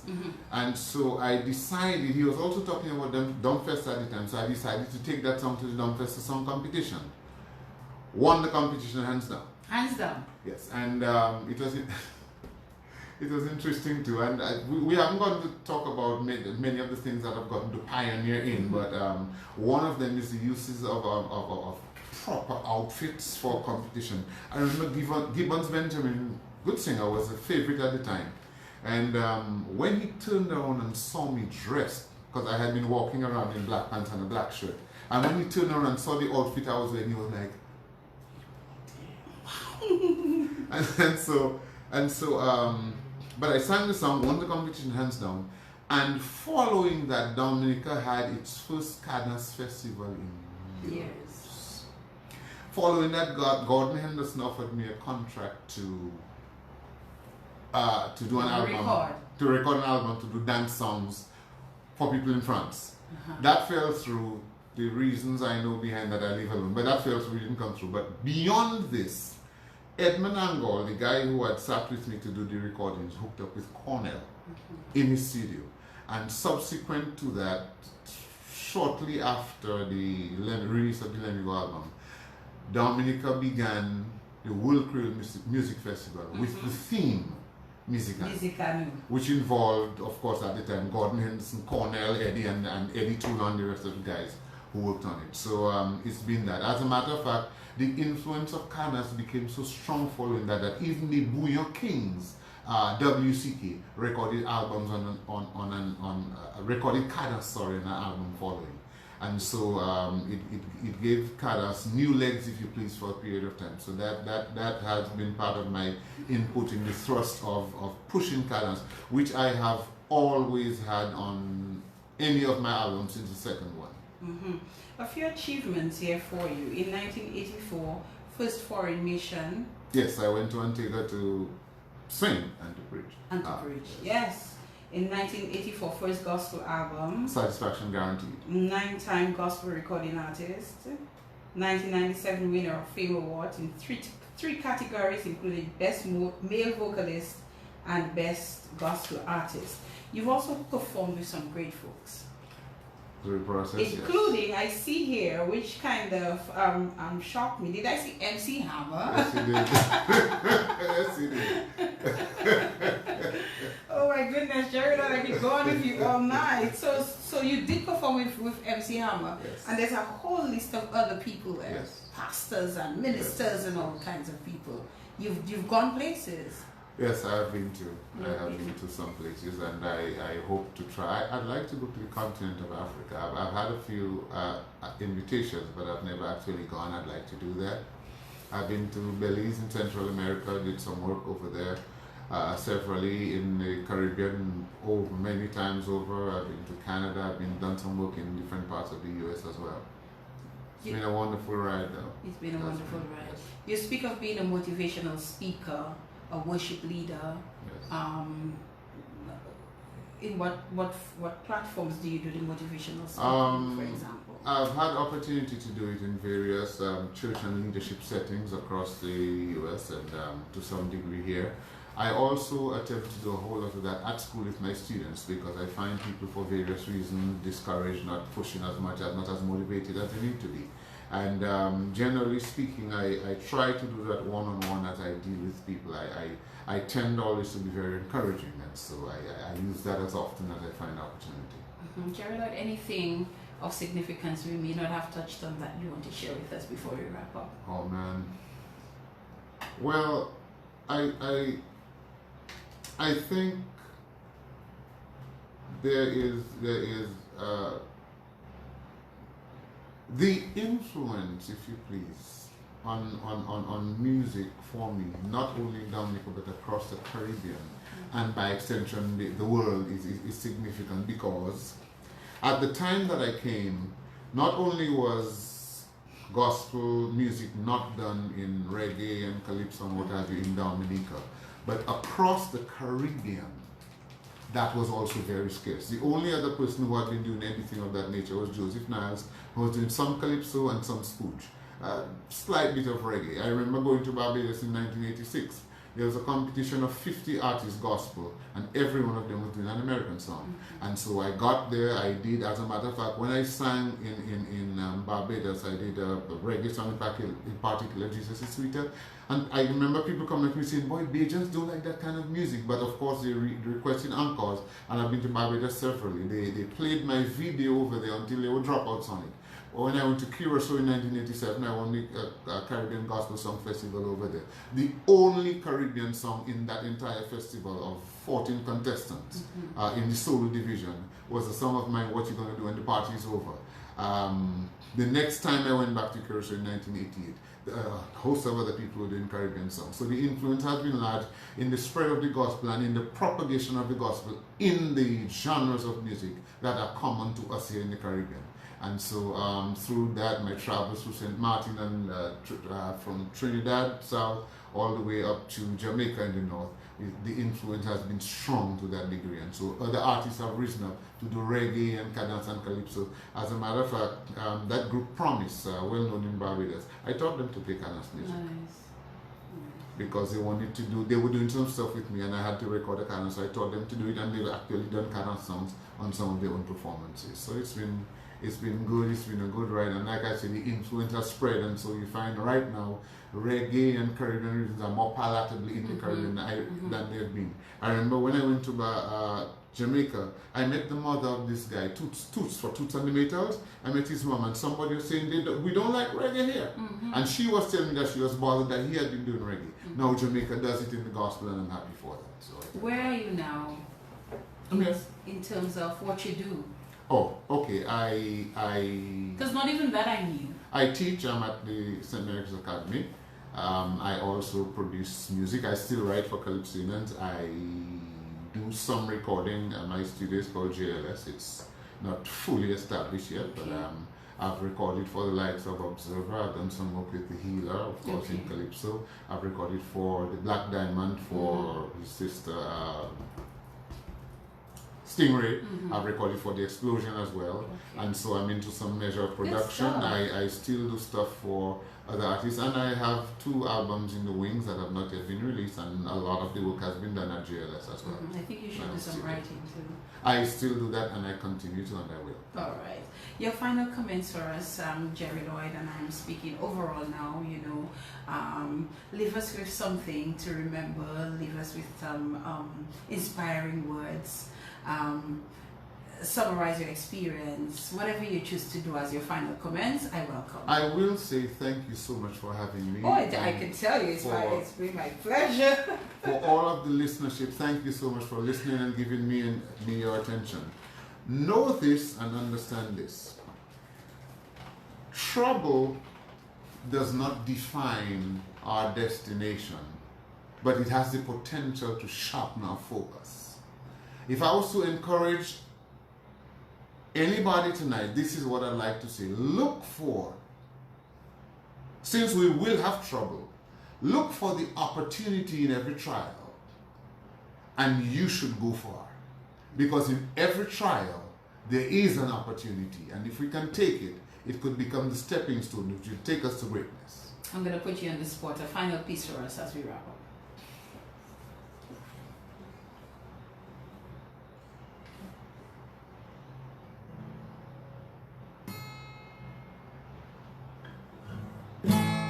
Loneliness is a thing of my past. No heavy heart, and free now. My life is changed. I've been freed from the past. Now I can see the sun at last. Oh, you make me wanna sing. Talking about you, you make me wanna smile. You brighten every day with the joy that you give, and you make me wanna sing.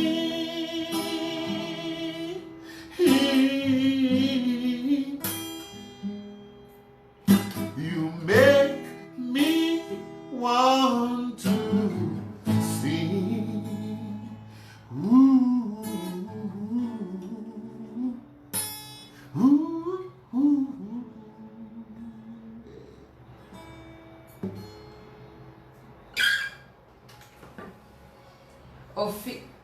Ophelia Olivachi Marie, thank you for this. I hope you enjoyed, my darling. I hope you did. And I hope all of you, each and every one of you, enjoyed the program tonight. I certainly did, Jerry Lloyd. I did. Yes, thank you for coming. Thank you for agreeing to come. And I look forward to hearing more of your beautiful music and to see you again on the Calypso stage. Thank you. I think you make a good contribution there. That's a wrap on the In the Spotlight radio show for tonight. Thank you so much, everyone, for tuning into the program. We'll do it again next Monday. Until then, have a good night.